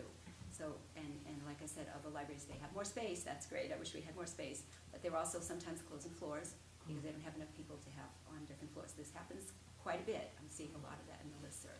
So, every library is different, you've really got to look to see, what the community is, and we don't have walk-in traffic, so that's a big reason too. If the library is right in the center of town, that's, that sort of changes the dynamic a little bit. So just to keep in mind that that's definitely a consideration here. And we have, and the succession plan is not just me leaving, it's other people moving into positions as well. So if somebody moves on, or maybe somebody is going to be ready to fill a full-time position in a while, and that person's already trained in this library. And like I said, everything's different in different libraries. Our children's room is right here, right across the circulation desk. That makes it very different for us than if a children's room is in another floor or something. So that makes us all engaged in that, and that's a really rich environment for for everyone, for us as well. So we do have an enviable retention rate here. We've had people, I think I did a calculation recently, with a relatively small staff, about 80 years of experience in libraries collectively, and so that's not nothing. And everybody here is first rate, and we work very collaboratively as a team. So sometimes you look at numbers, but there's a revolving door for that library, but there isn't here, and we're very fortunate. We did have some people who moved away. In fact, we had one who was going to be the assistant director and moved away, and then the pandemic came, and so everything just continues to change. So just to keep that in mind, that's a significant asset for us. Makes sense. In terms of what's budgeted, and so obviously associate director is moving forward, but with the full-time and the part-time, the other 1.5 folks, are those posted? Are those, what's the? Not at this point. Not yet, no. okay.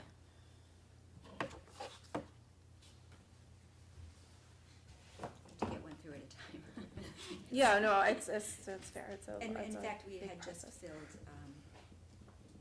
Alyssa, I think I posted that a month or so ago. Alyssa is full-time, so she's, yeah. We also have to follow union guidelines. We can't just say, well, we like you and this is okay, but you don't have this, but that's okay. Because the union, the CBA says certain things, and we have to make sure we adhere to those. So sometimes we can make a little bit of adjustment. In the case of Alyssa, we hired her as an entry-level library associate instead of a senior associate, and it's worked out great. So now she has an opportunity at some point after a year or so to, move into a senior associate. So it's all pretty well choreographed. We, like I said, we have a great staff here, and our retention rate is enviable. We don't have a revolving door, So and that's a big deal. If you post for library associate seeking a certified librarian, that should be fine because they'll have all the certifications, right? Well, that's something I discussed with Ed, so I'm not sure what you. No, I mean, well, because you said because of union guidelines, you have to be careful about Oh, that's, what well, you I'm So sorry. I was just a little bit curious, so you said, you have room to make adjustments if someone doesn't have whatever kind of certification, but surely everyone who does have all the certifications would be fine. Well, the union certifications are different from the administrative ones and bylaw employees. So it depends on the position.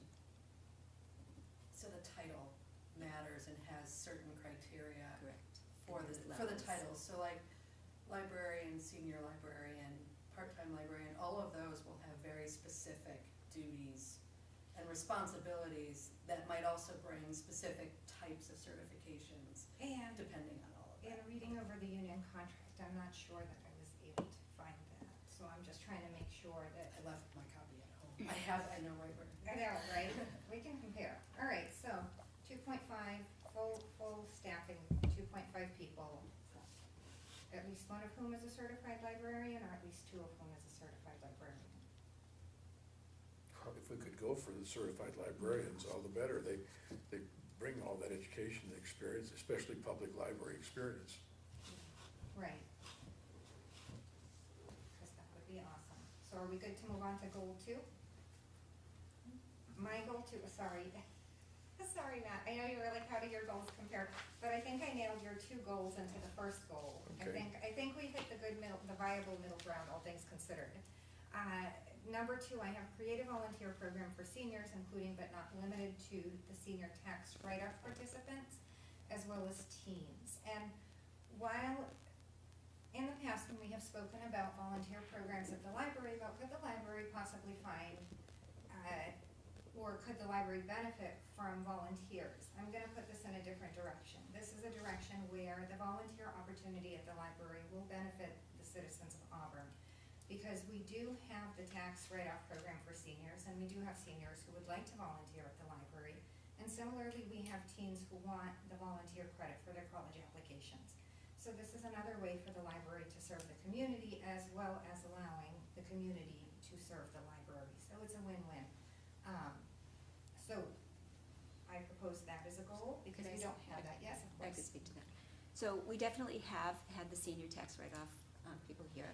And every year I talk with Jean and I say, yeah, we have a spot or two. The last 2 years, we haven't had anybody.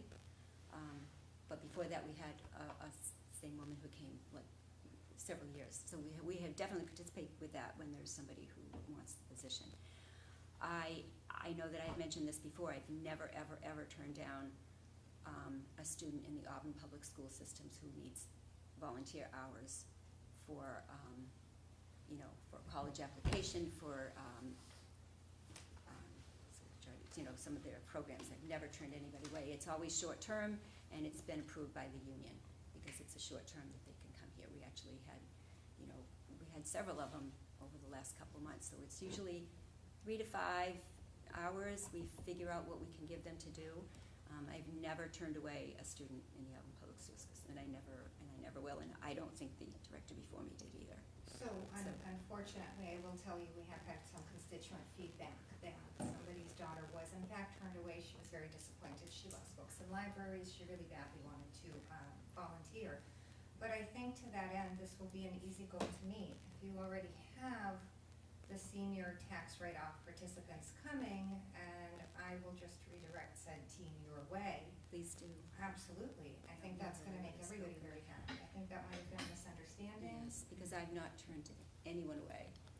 One student wanted a lot of hours, and I had to say I can't because I've got 2 others who, there's only so much. Is there any way that the board can assist in reconnecting, I guess, the senior tax write-off participants with the library?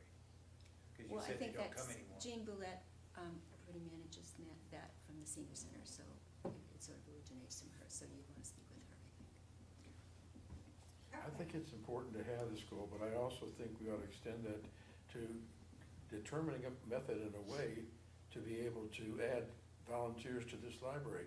Now, the Library of Things might be something that somebody could volunteer to take care of. Look at the way the friends work and are able to do the kind of work that they do. And so my guess is that if we could have volunteers here, and that I understand that the block has always been that it was a union contract that made that impossible. And I think probably it's worth finding out, since any other library I know, which is, it's not the 350, it's only about 26 that I worked with before, so in the strategic plan. But everybody's got volunteers. I read the union contract cover to cover twice, just to make sure that we stepped on zero toes with this version of proposed goals. So I think if we can agree that this is just a matter of Jean is happy to participate in the senior tax write-off, you know, and seniors and teens for credit, and perhaps not enough are coming because they're not aware that there is an opportunity, plus some misunderstandings. I think we're going in the right direction. I think we can, you know, for the purposes of scoring the performance against the goals, you might want to keep track, for example, of how many volunteers come in, because I imagine you do that anyway, right? So.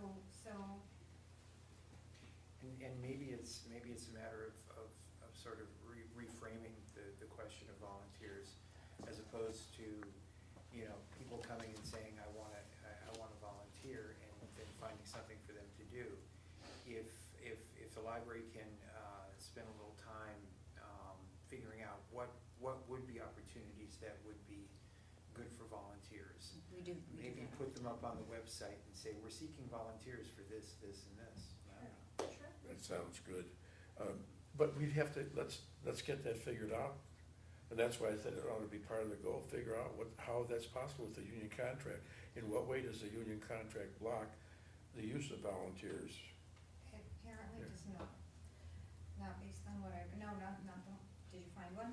You know. Well, I mean, I don't have the specifics in front of me, but just generally speaking, as somebody who reads a lot of union contracts, that as long as it's not taking over somebody's duties in their job in particular, and that as long as it's not stepping on the duties that are assigned to a particular role in the contract. So that's why it may not be like, no volunteers can do X, Y, and Z. It's just, if it's enumerated with the duties of a particular role in the library, then that's kind of off limits, except for perhaps in a short term or with the agreement of the union.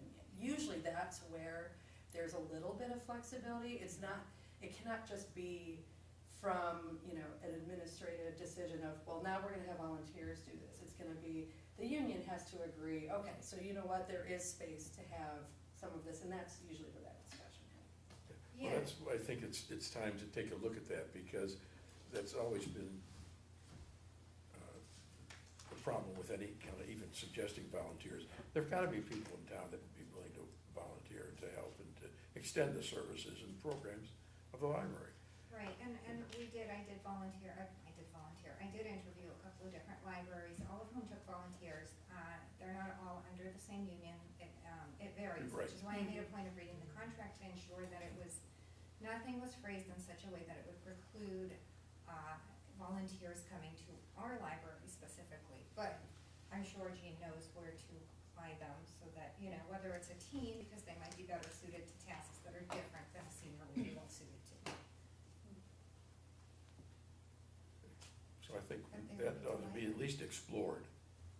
Yeah, absolutely, but I think, like I said, this is low-hanging fruit, I think, because if you already have experience with some seniors, you know, maybe word getting out is a good thing, but that can be a bridge we cross later, so. So are we good on volunteers? Yeah? Number 3, improve the aesthetic of the main library area with art, historic displays, study tables, new book displays, local author displays, community bulletin boards, and reading chairs. Feel free to play with this one. I mean, the whole idea is making the space welcoming and warm. Every library I have walked into, and Steve, I think you've been visiting some libraries too.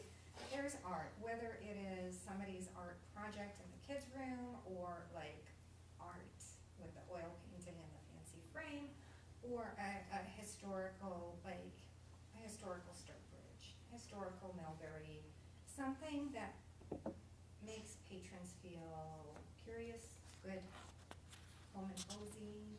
That was what I was shooting for. So if I said it wrong, or if I said too much, please poke holes, have fun, tell me what you want to see. But it also seems pretty easy, because my understanding is once upon a time there was decoration. I mean, some libraries have full-on art stenciled on the walls of their kids' area. I'm not talking crazy here. I'm talking, let's make things look warm and welcoming. Like, there's a plant out there. It's a beautiful plant. I went and admired the plant. I even touched it. So I know, that's, I was like, I have to know. But little touches like that are a really, really, really nice thing for patrons, and some of the feedback that we get periodically is that the space could be more welcoming. So, again, I think this is an easily achievable task with a lot of value add to it. So, at one point in we call it the vault, it's, every library has one of those things that have just been in there for decades. And there are some paintings back there that I thought at some point maybe the board members would want to look through those. But if you noticed, we have an open concept library. We could maybe put some in here. For a while, we did have art displays. For a couple of years here, we had an evolving art display that was beautiful. So I think that's a great idea, and maybe there'll be some room in the sunroom, but then we have to be careful about the sun. So we don't have wall space. The same with the plugs. We don't have plugs. They're only outside the perimeter, inside the perimeter of the building. So if at some point you want to take a look through those and see if there's something you'd want to, Yeah, that would be frame, great. whatever, I'm not sure. We'd have to fly to get to them because they're way in the back, but, I could certainly do that, and there probably is some great things back there. I'm not even really sure, it's really locked even to get to it. But these, a lot of the paintings in some of these libraries are, unfortunately, they're old white men. Not sure you'd want them up in today's library. I think there might be, buildings. Do they have to be young?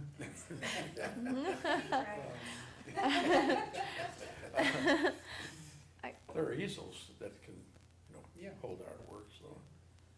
I guess a question on this, and it ties to something that's been nagging at me, and I think we had raised it, Vera, you had raised a question to, on an email chain, just asking about, so allusions have been made to what I'm not sure is this trust that I think is still in the control of the Library Board of Trustees. It's the Norma Card Trust.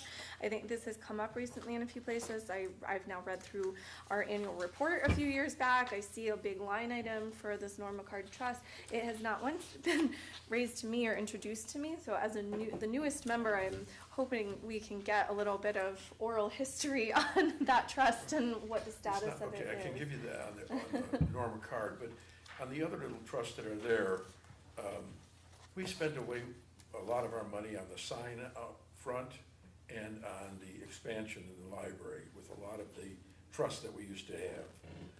So what we have now is limited. There are very few of them. I can't find my little sheet on that. And the expansion is referring to the sunroom, not the children's. Sure, You're and looking for I this? see there's, the report? it's in here, yeah, and I see the allusion, this mention of the trust library, I'm asking I'll tell you with, the Norma Card. with the objective of asking if there's something that the board might be able to support through some small amount of funds to improve any of the things listed, Vera, in your goals, because I just I'm still not super familiar with the budget versus, what gets approved, what doesn't, and then where this might come into play, and I don't know. The Norma Card Trust was given, I think in 2010 or 11, I can't remember exactly what. She gave money to both the library, and she was very pleased with the library.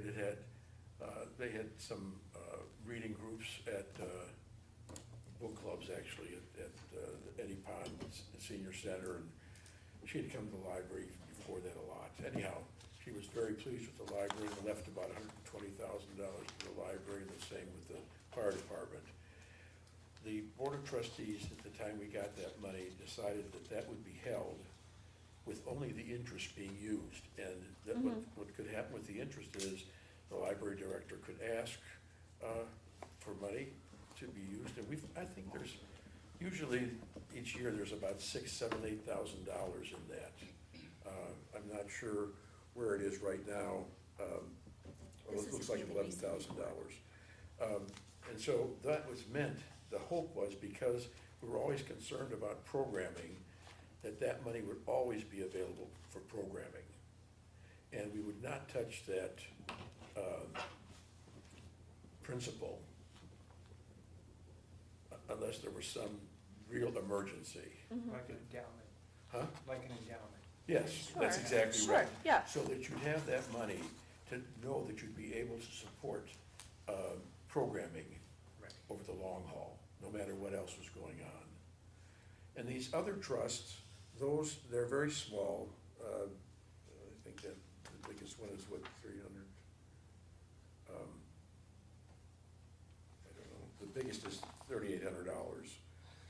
And so those are things we could decide to spend, those little amounts. And the other is set out basically for programming. Mhm. Um, So Norma card, the big one, Yeah, that's is, a big was one. set aside to use only interest on programming. That's right. And that's, so I think it's just that none of this is written down anywhere that I Well, can it- find, Ed and so has I'm that. just curious where we can. Treasurer's office So has that. we have to go through the treasurer's office, I just, Well, yeah. Yeah. But if we have decision-making authority over how these trusts are spent, we should probably have this as a standing item I in our agree. meetings. We should probably have somebody designated as treasurer, something like that, no? The town is the treasurer for these.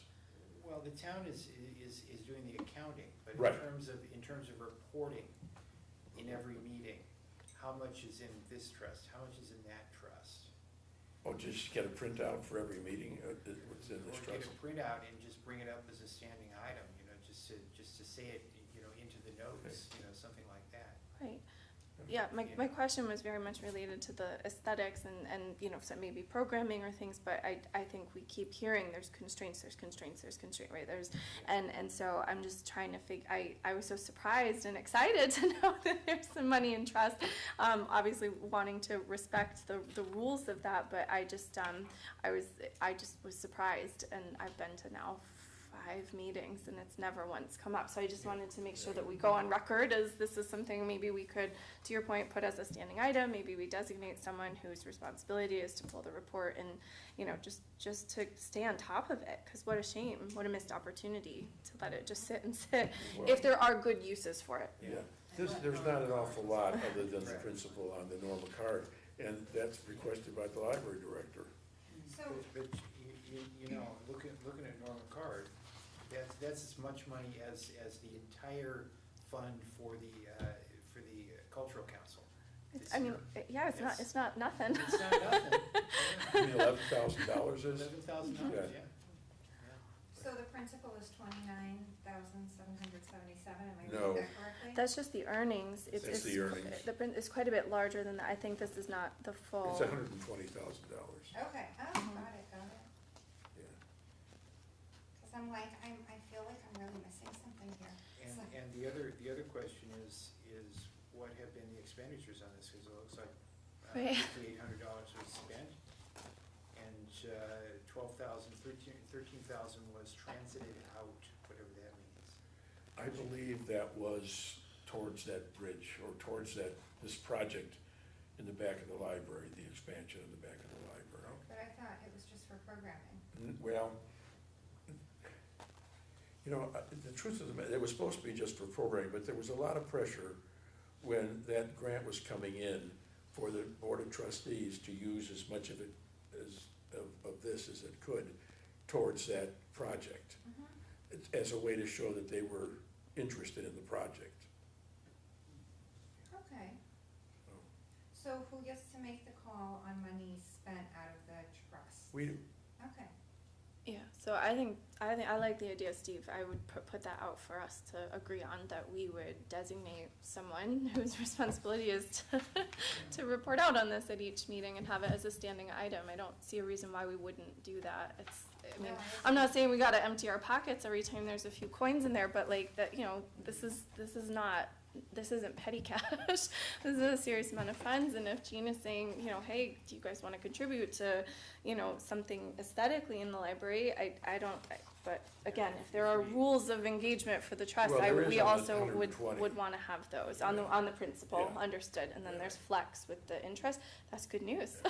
What great news. Well, yeah, but I wouldn't wanna, that, from my mind, that depends on what everybody else decides, that money should be available for programming for the library. And that's needed, it ought to be available. Yeah, but that's the thing, is that if it's under our authority to approve expenditures on this, all of these have expenditures. And who approved those? It could not have been anyone other than the trustees. Well, then, So what are the expenditures then? Well, I don't know, I don't remember where they, I'd have to think, they'd have to do a readout on that, I I haven't can't. requested anything in quite some time. Yeah, so, yeah. Several years ago, I requested some for a program, there was some for the digital sign, and then when Julie and Ed did the presentation, for the sunroom, and I think a lot of that was allocated Yeah, there. so But there that's, hasn't been, I very rarely request anything. Yeah. So maybe So- this is a question for the treasurer's office? for the And accounting town office, manager, yeah. absolutely, yeah, Yeah. right, yeah. And then that would be a good role to have Yeah. on our committee going forward, is someone who just stays on top of this and can answer the question of what are the other expenses and, transfers, transactions in and out. No, I agree. I think what a lovely surprise. This meeting, that was completely unplanned. Jean, you were emailing us saying, would you like to I contribute? said, I'm going, I could I don't know, maybe I Saying, have what a, money? what do you mean? Right? Well, the first thing I said, it's not mine, it's up to me. So with regard to the aesthetics of the main library area, of course, this is a goal for Jean, but valuable point, there is stuff in a vault or storage somewhere that could be good. Other opportunities is also, community bulletin boards, some libraries choose to advertise like friends on their counters, whatever. There are a lot of things, so there might already be resources that we don't need to spend money on, and then maybe there are resources we wanna spend money on, and there's also local author displays, or I know we have local artists, they might want to, I don't know, in some way correspond. I think there are a lot of options here. So how do you guys feel about this? Are we good? Are we good to accept this one as is? Yeah, I think it's broad enough and kind of Number 4 is wherever we I'm can sorry, support. Can I just say one thing, just Yeah. because I'm so sorry, I think I omitted when I was reading my report about the contributions from the Friends. Did I mention those? I did not, I'm sorry. The Friends do, as I said, work really hard. They've contributed about $4,000 toward programs and some, some of the decorations and so forth, so. We value the Friends. Yes, they're doing, so they do, and then when they put out a promotion, I'll put, contributions from the Friends, as same I do with the Cultural Council. So I think I missed that. And also that they're having a fundraiser this Sunday. They're having a tea, and that's a fundraiser. Nice. I will be there, either working or drinking tea, I'm not sure, but I did pay my $20. So I neglected to say that because it was under the other page, so just wanted to make sure I got that in there. Great. When is the fundraiser? I'm sorry. When is the fundraiser? Sunday. I had a squirrel Get to it. moment, but there was tea, so I was curious. Okay, so number 4, it's all gonna come full circle now. Number 4, establish a well-rounded periodical section for adult publications of interest to the community, similar to the Sturbridge Library, because size-wise, I believe you guys are pretty similar. This has been a thing of mine, because when I do my Meet the Bot member, I'll touch on my affinity for periodicals in a library, but I think particularly now with the economy being what it is, and with the price of periodicals skyrocketing, making them less accessible to the general public, I think it's an opportunity for the library to step up and fill a need, especially if there's a budget which says we have to spend money on things, because, well, hey, the price on those is not getting lower. But I think it's something that people really enjoy, and it's obviously a different thing than having online magazines. It's very tactile. You see one, you grab it. Sturbridge happens to have a particularly successful model because theirs is physically located near their checkout desk, so it tends to draw attention. But where it goes geographically, I'm not concerned. I think what we used to have was slim pickings, as it were. And I think because perhaps there was a misunderstanding on the part of the library that there wasn't interest, but it seems if there is a robust option. So although there is talk about putting it into the sunroom, I'm disinclined to wait that away the periodical section, when in fact it's quite successful in other communities, is moving in the wrong direction. And I think waiting several years while we figure out the sunroom expansion isn't an equitable way to go in terms of what is appropriate to the community. So that's my 2 cents. Y'all feel free to jump in. The only thing I would do is remove the similar to that as Sturbridge Public Library. I would agree. Yeah. Gone. Stab myself with a pen. No, I was just gonna say, I mean, we had already talked about, or mentioned a little bit, maybe it's an issue of, let's get a sense of what kind of periodicals this community would be interested in, and all of the different constituencies that we have as patrons. You know, it's like, I've got a gamut. I've got an almost college graduate, but I also have a freshman in high school and a 3rd grader. And, you know, the prospect of having periodicals that are partly of what they, definitely not what I would be attracted to necessarily. And if we have a sense of what our community is increasingly interested in for periodicals, maybe that's a way, maybe not necessarily establish the section, but at least move closer to a section and get a better sense of what periodicals the community is interested in, how that's changed. You know, you mentioned that the papers get read, so getting a sense of those, like those that part of the periodical section, how we want to support that and buttress that going forward. And to that point, Jean, I know you mentioned it about just that reducing the number of print magazine subscriptions, but that we will still continue to have them, and they're just coming in. And so, what was the process you guys went through to decide which ones to sort of retain and which ones to sort of eliminate or stop subscribing? So we looked at to see, I mean, you can tell the current month can't circulate, so they don't go out, but then we keep, 1 or 2 months after that, and those circulate. Mm-hmm. So we looked at circulation numbers about which ones are being checked out, very, very, very low. We looked at, we can actually tell by looking if they've been thumbed through and looked at. And so, again, by just that visual, we could see which ones were looked at. And so we tried to create a balance of that, business ones, cooking ones, gardening ones, those.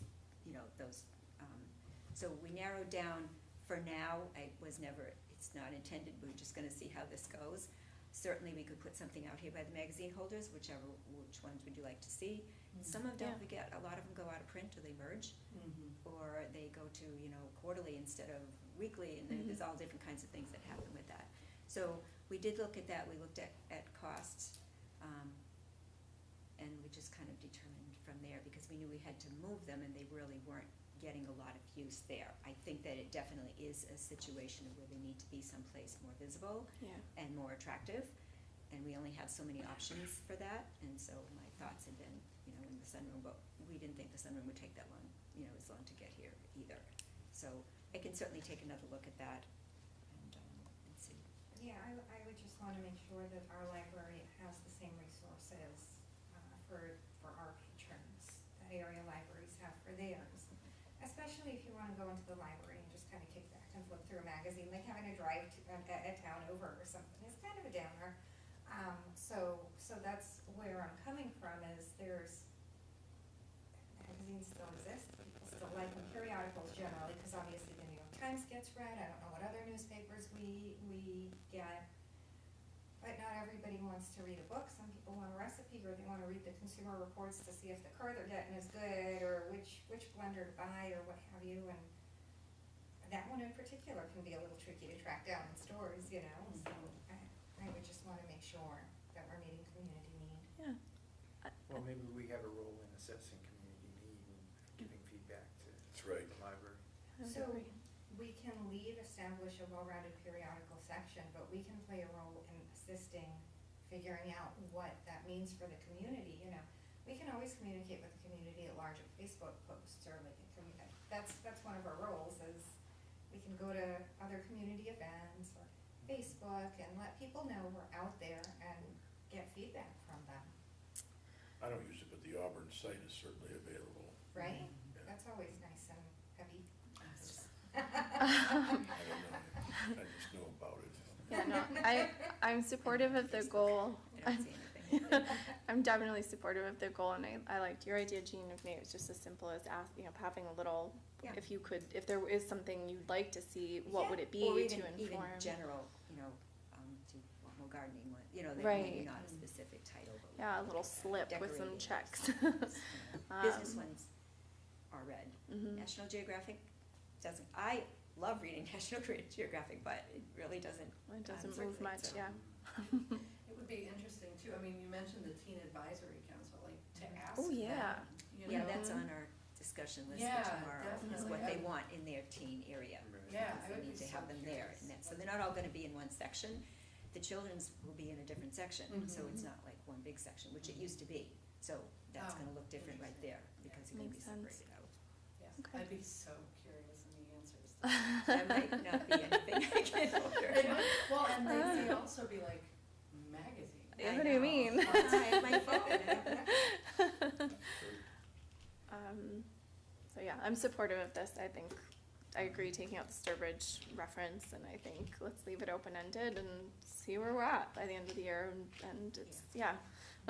It'll inform our future goals and vision. I'm saying. All right, the last goal I have, create an adult lending library and other programming, for example, classes, reading groups, workshops, etc., similar to what is offered for younger patrons. That's pretty broad. Feel free to jump in and tear it apart. I'm not sure what you mean by lending. That's what I was library. just gonna Yeah. ask. Like, well, This is a lending library. yeah, but we put a lot of effort on the kids' programs. We put a lot of effort on the kids' materials, the kids' spaces, the kids' programs, and that's important. That's very, very important, because of course we want to engage kids and foster a lifelong love of libraries. But kids make up less than 20% of the community. The 18 and under is about 20% of the Auburn community, 5 and under is about 4% of the Auburn community. That's a whole lot of the rest of the community. So I'm saying, let's focus now that we're gonna be, the children's room expansion is coming to an end, it's gonna be a gap between the sunroom. Let's focus on creating as robust a library experience as we can for the adults in this community. So if I could just, I'm not exactly, I'm just gonna, like you Yeah, said, go just for sort it. of like, from, a couple of things to keep in mind. We have a very, very robust senior center in the town of Auburn, and they have a library. So, and they're very Oh, busy. I They didn't have know that. A well-stocked library. So that's, that's one thing to consider. I just lost my train of thought, I was gonna say, let me read this again. That's good to We, know. I we didn't- do, we do have, we support several book clubs, including a teen one. We are going to be creating a couple for older children this summer. I've already, been in touch with them as well. So I guess maybe you just said it and I didn't quite pick up on what you were saying. So, Is- no, go ahead, I'm sorry. So I guess the adult lending library, I'm not sure I can what, phrase it. what that is. Okay, so I can phrase it a little bit better, but to go off of what you're saying, so roughly 20% of the population of Auburn is under 18 or 18 and under.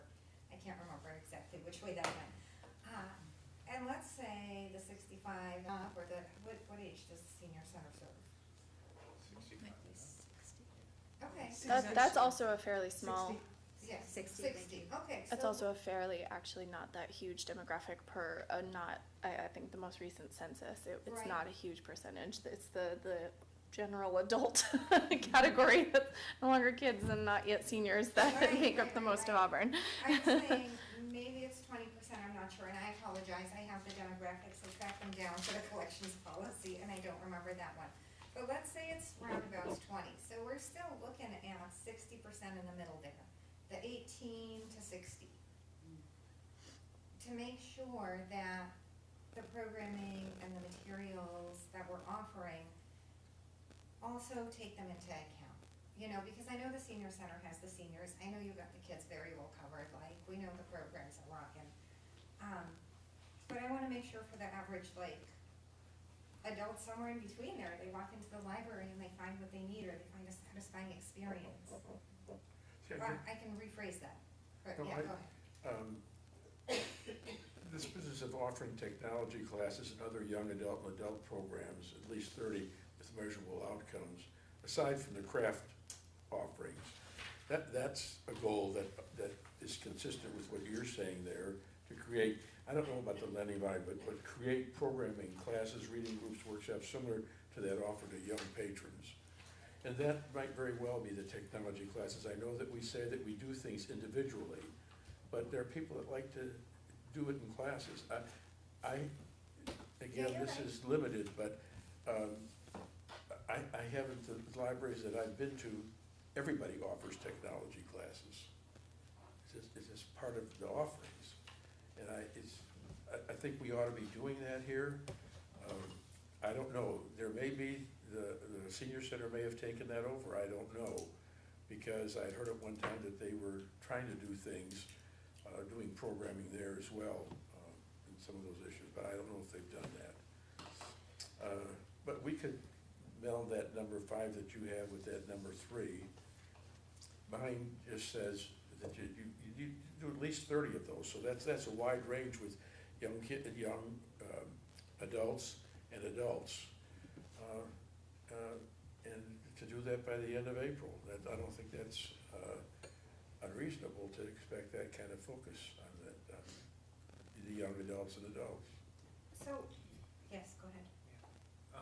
You know, just to kind of, I guess, bring us more toward reality of this 60% in the middle. Yeah, 60%, yeah. yeah. Is that we're talking about adults who work for a living, have families. Yes. Yep. And probably a high percentage of them have not read a book for a while. I know I went through that when I was raising my kids.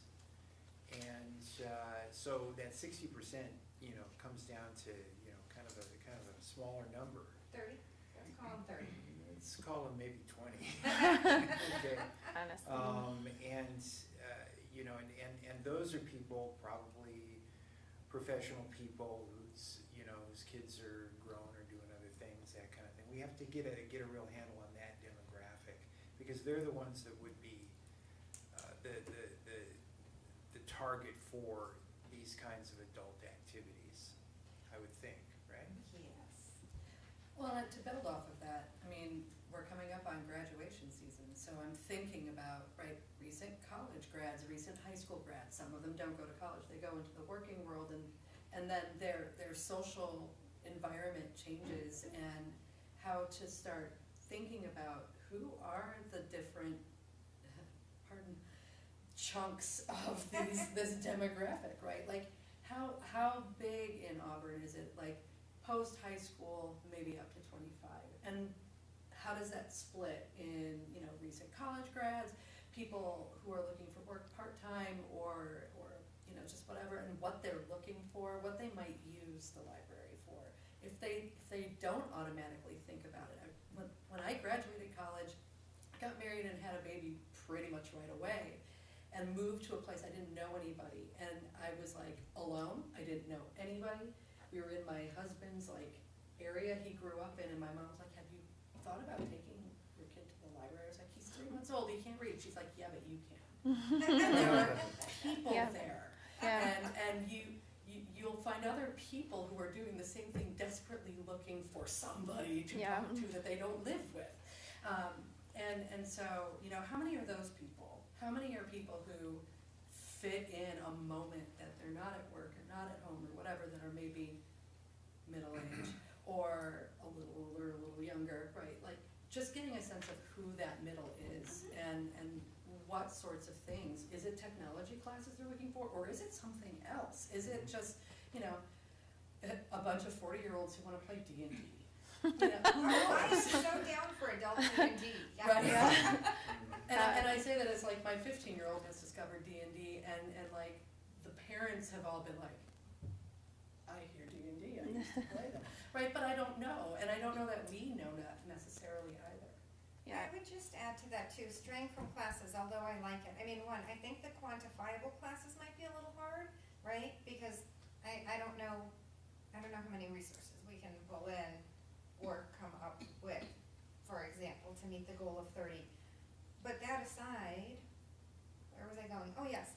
So for the adult population, situation, it could be anything like I go on the website, right, and there's a thing about like the new kids' books and the new little kids' books and the new bigger kids' books, but it could be here are the new books for adults we have.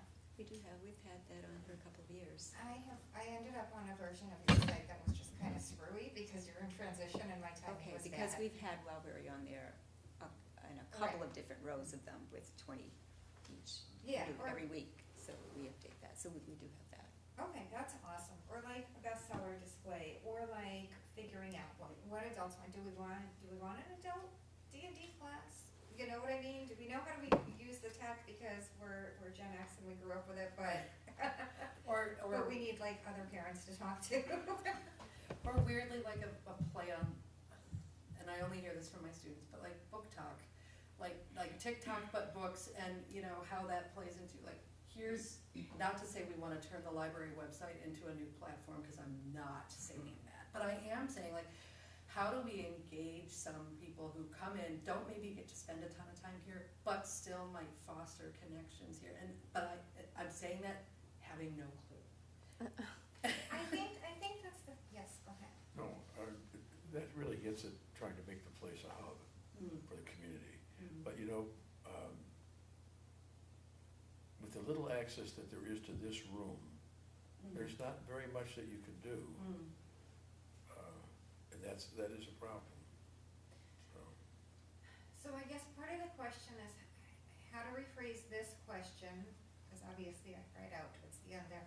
How to rephrase this question to capture the focus of kind of creating more of a draw or meeting a need for that group in the middle that's not seniors served by the senior center or kids served by like the kids and teen stuff, that are looking for something, whether it's adults to talk to or books to read or magazines or, I don't know. I think we could just say create adult programming,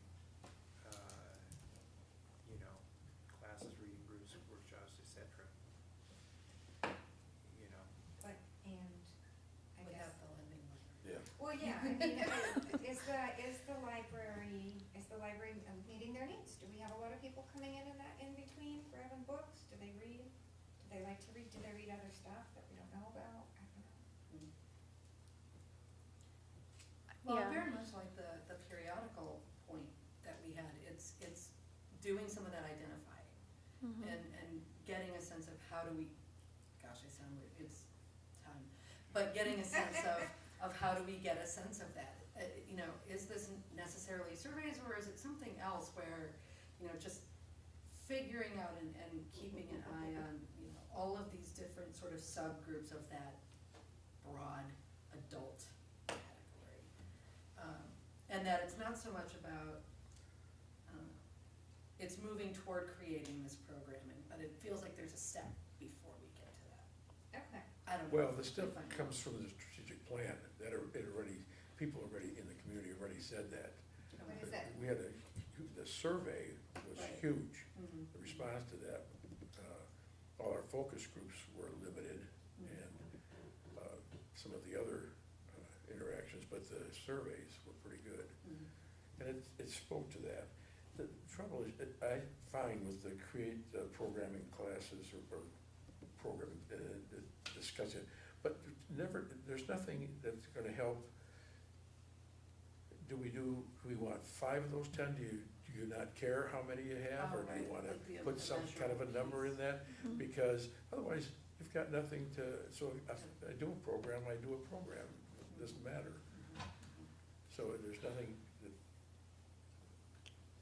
So I think to that point, just looking at the actual language in the strategic plan is, you know, we say we want to offer high quality, diverse and informative programs, services and resources that interest community members of all ages.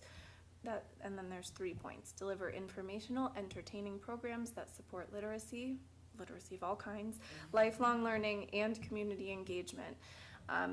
Present a diverse array of programs, services and resources that appeal to children, teens, adults and family groups. And then develop programs and services that meet the community's evolving needs. And I think to Steve's point, seeing the children's, and to yours in many ways, Erica, seeing the children's programming and I think the solar eclipse is a great example. That's not a children, that's a family, that's a whole family community, right, involvement sort of category. And I think we're sort of pigeonholing some of this, because I can say as a full-time working parent, there is very little to do in this town that's, free. And the library is the one thing we do, and it's such a relief on a Thursday night to say we're gonna get pizza and we're gonna go hang out at the library for a little bit. And when I come in, now I see Jean or I see the librarians, and I am learning, I actually have access. I can log into Libby and I can do an audiobook when I get home, or I can take out a museum pass. Those are all services and resources that, to me, that's all encompassing. It's not, that goal doesn't say to me it's just about classes for, so. No, it's not just about, but it also doesn't exclude those. No, I'm not saying Yeah. it doesn't, and I think beefing up and understanding, I know there was a count of, I think, like 16, adult-specific centered programs in maybe the 2022 annual town report, and so maybe just beefing up some reporting around the programming itself, which was something Steve and Vera and I talked about separately, which I don't know if we're gonna have time for tonight. It's almost 9 o'clock, but just maybe we sit on that one a little bit to reframe it. Could I just add a couple of comments about the programming? We do more children's program because we develop a lot of them in-house. Right. So we do, so naturally, and if we usually have to have 2 sessions a lot of times, or a third, which we've also done with the adult ones. We've filled the cap right away. So a couple of the things that I've been looking into was, for instance, having a welcoming packet to give to people who move into town from the library. That's really nice. So, That's great. depending, I don't know how I'm working with the town clerk, I don't know how much information she can actually give me, if this, whatever, but that's one of the things. The other thing too is we are still rebounding from the pandemic, and we made a very concerted effort that first year back to get the children back in, because you get children in, you get parents, you get siblings. We see more and more grandparents bringing their children to the programs. We see more and more dads, lots more dads. So that's where we have, good connections with those people there. And when we do have adult programs, which when I have a deputy director, that's one of the areas I'm going to look at is, to have more of them. It is a very limited space that we have as well. So it's definitely on our radar. I definitely want to reach out to the community as opposed to waiting for them to come here. And I think a welcoming packet from, here's your library, here's what we do, here's our newsletter, which we haven't had a chance to, there's a lot of things I haven't had a chance to keep up with, because I do need that full-time administrative position to help me. So we're definitely on the same page with this, I think. I think that's what we all want. And as you said, Lindsay, too, when people come in, they're talking to other people. And keep in mind, too, our Museum Pass program is the most robust in the state of Massachusetts. And that's also very labor-intensive to keep up with, too. So not every library has everything. We have our niche. We have, what we do well. Other libraries depends on their community and where they're located and so forth. But the programs are always what bring people in, and that's something that we do a lot of.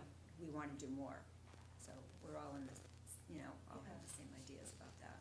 So it actually sounds to be like, between what those are, and I think sitting on that part is good, but I think focusing on the at least 30, like that's a target. If you mentioned there were 16 in 2022. That's, right. Just, just as a guess, right? And that it's been expanding, and some of these are more wide-ranging, so there may already be more than we're thinking about. Focusing on the at least 30 part as the actionable piece, and we can sit on the rest, like what that actually is. I don't know. Well, even you've cited classes, reading groups, workshops, whatever, but things that would extend the library to that group of people. Absolutely. Yeah. So I think, So how do we want to say that? increase. Adult programming, Yeah. offering.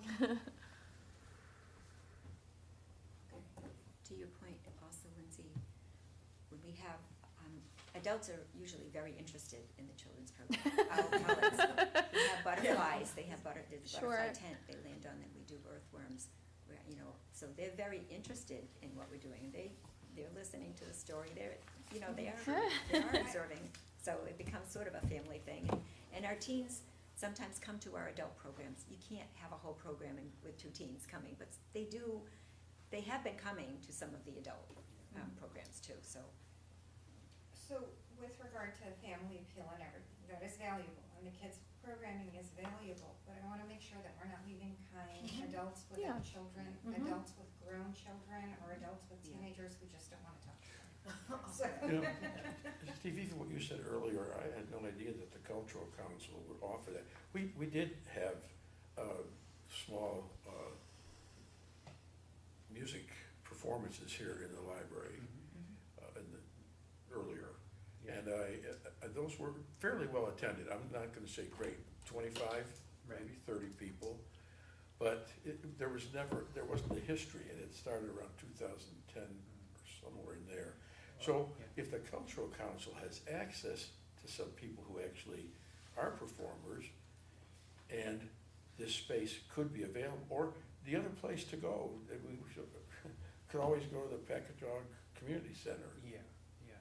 I mean, And we act as, there's some cultural, events that come to us for money that say, well, I'd like to come and do something, but I don't have a venue.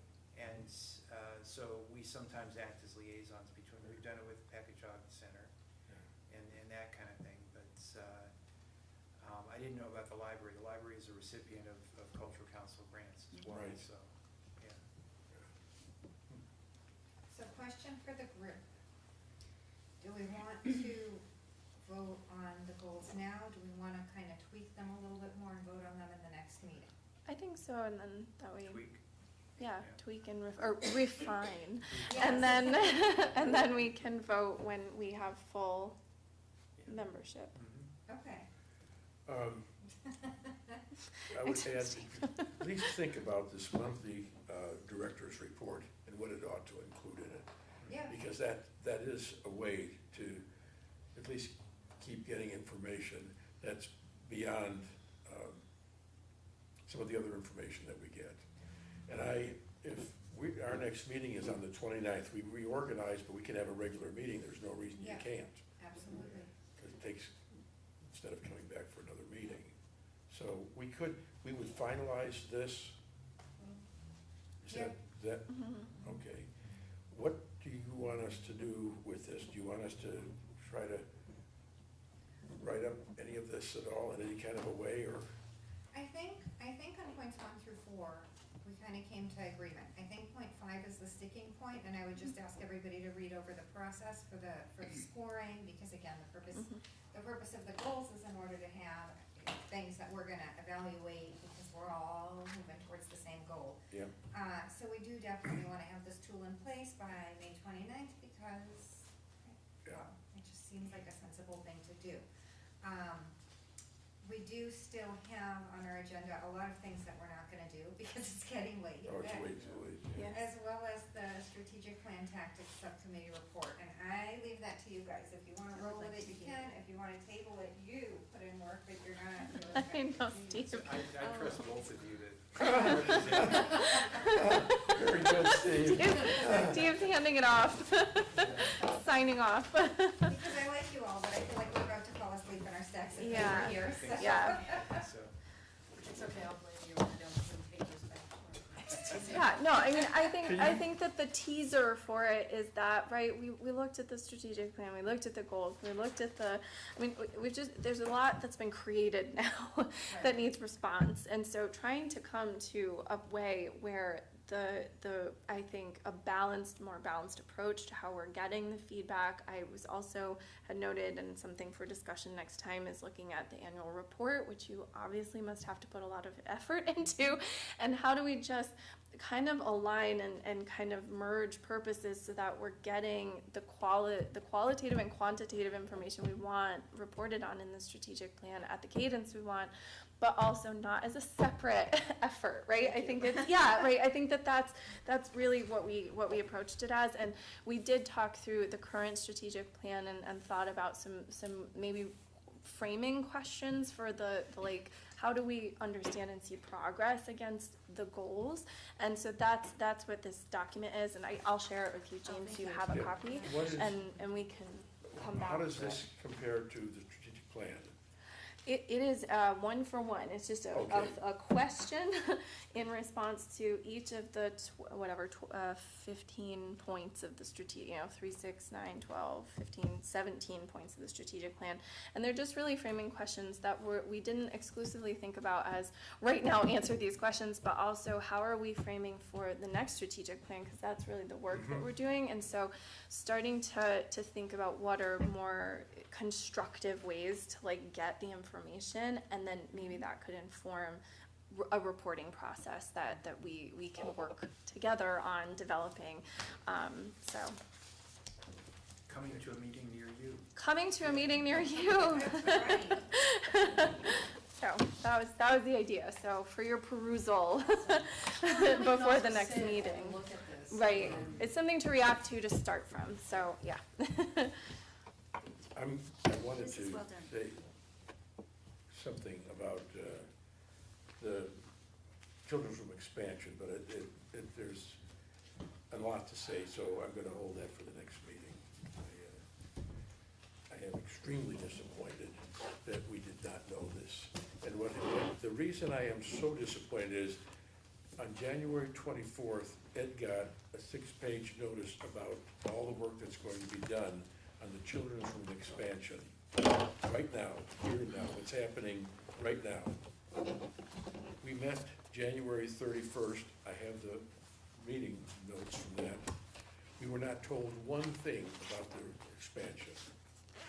We weren't asked anything about it. And we did get updates after, but that is not the same. That expansion, I think probably the community, through its elected representatives, might have had some other ideas about how that might have been achieved without taking up so much of the space in the library that leaves very little room for sitting around. But we didn't get that chance. And so now we're sort of stuck with what we have. And that is, to me, really sad, because this would have been quite an opportunity to work with us. And that didn't happen. And I found it offensive when the only thing that we were asked for, what color should the carpet be? That was not an important part of the expansion that would have been really necessary for us. And I had to say that because it's just sad. I hope that nothing like that ever happens again. We're not going to have very many opportunities to make changes in the library. And I don't know how people feel about that, but it really doesn't matter. Some people like it, other people think differently about it. So I just felt I had to get that at least out of the way, because I know that there's nothing that we can do about it now. It's over. I think that's fair. I think that's fair. We'll discuss more of the children's room expansion at the next meeting. I had stuff on that agenda, but we're getting late, so that is a valid point. More to come, May 29th. Motion to adjourn. Second. We are adjourned. I'm always good for a second. Thank you all Thank for a you. good meeting.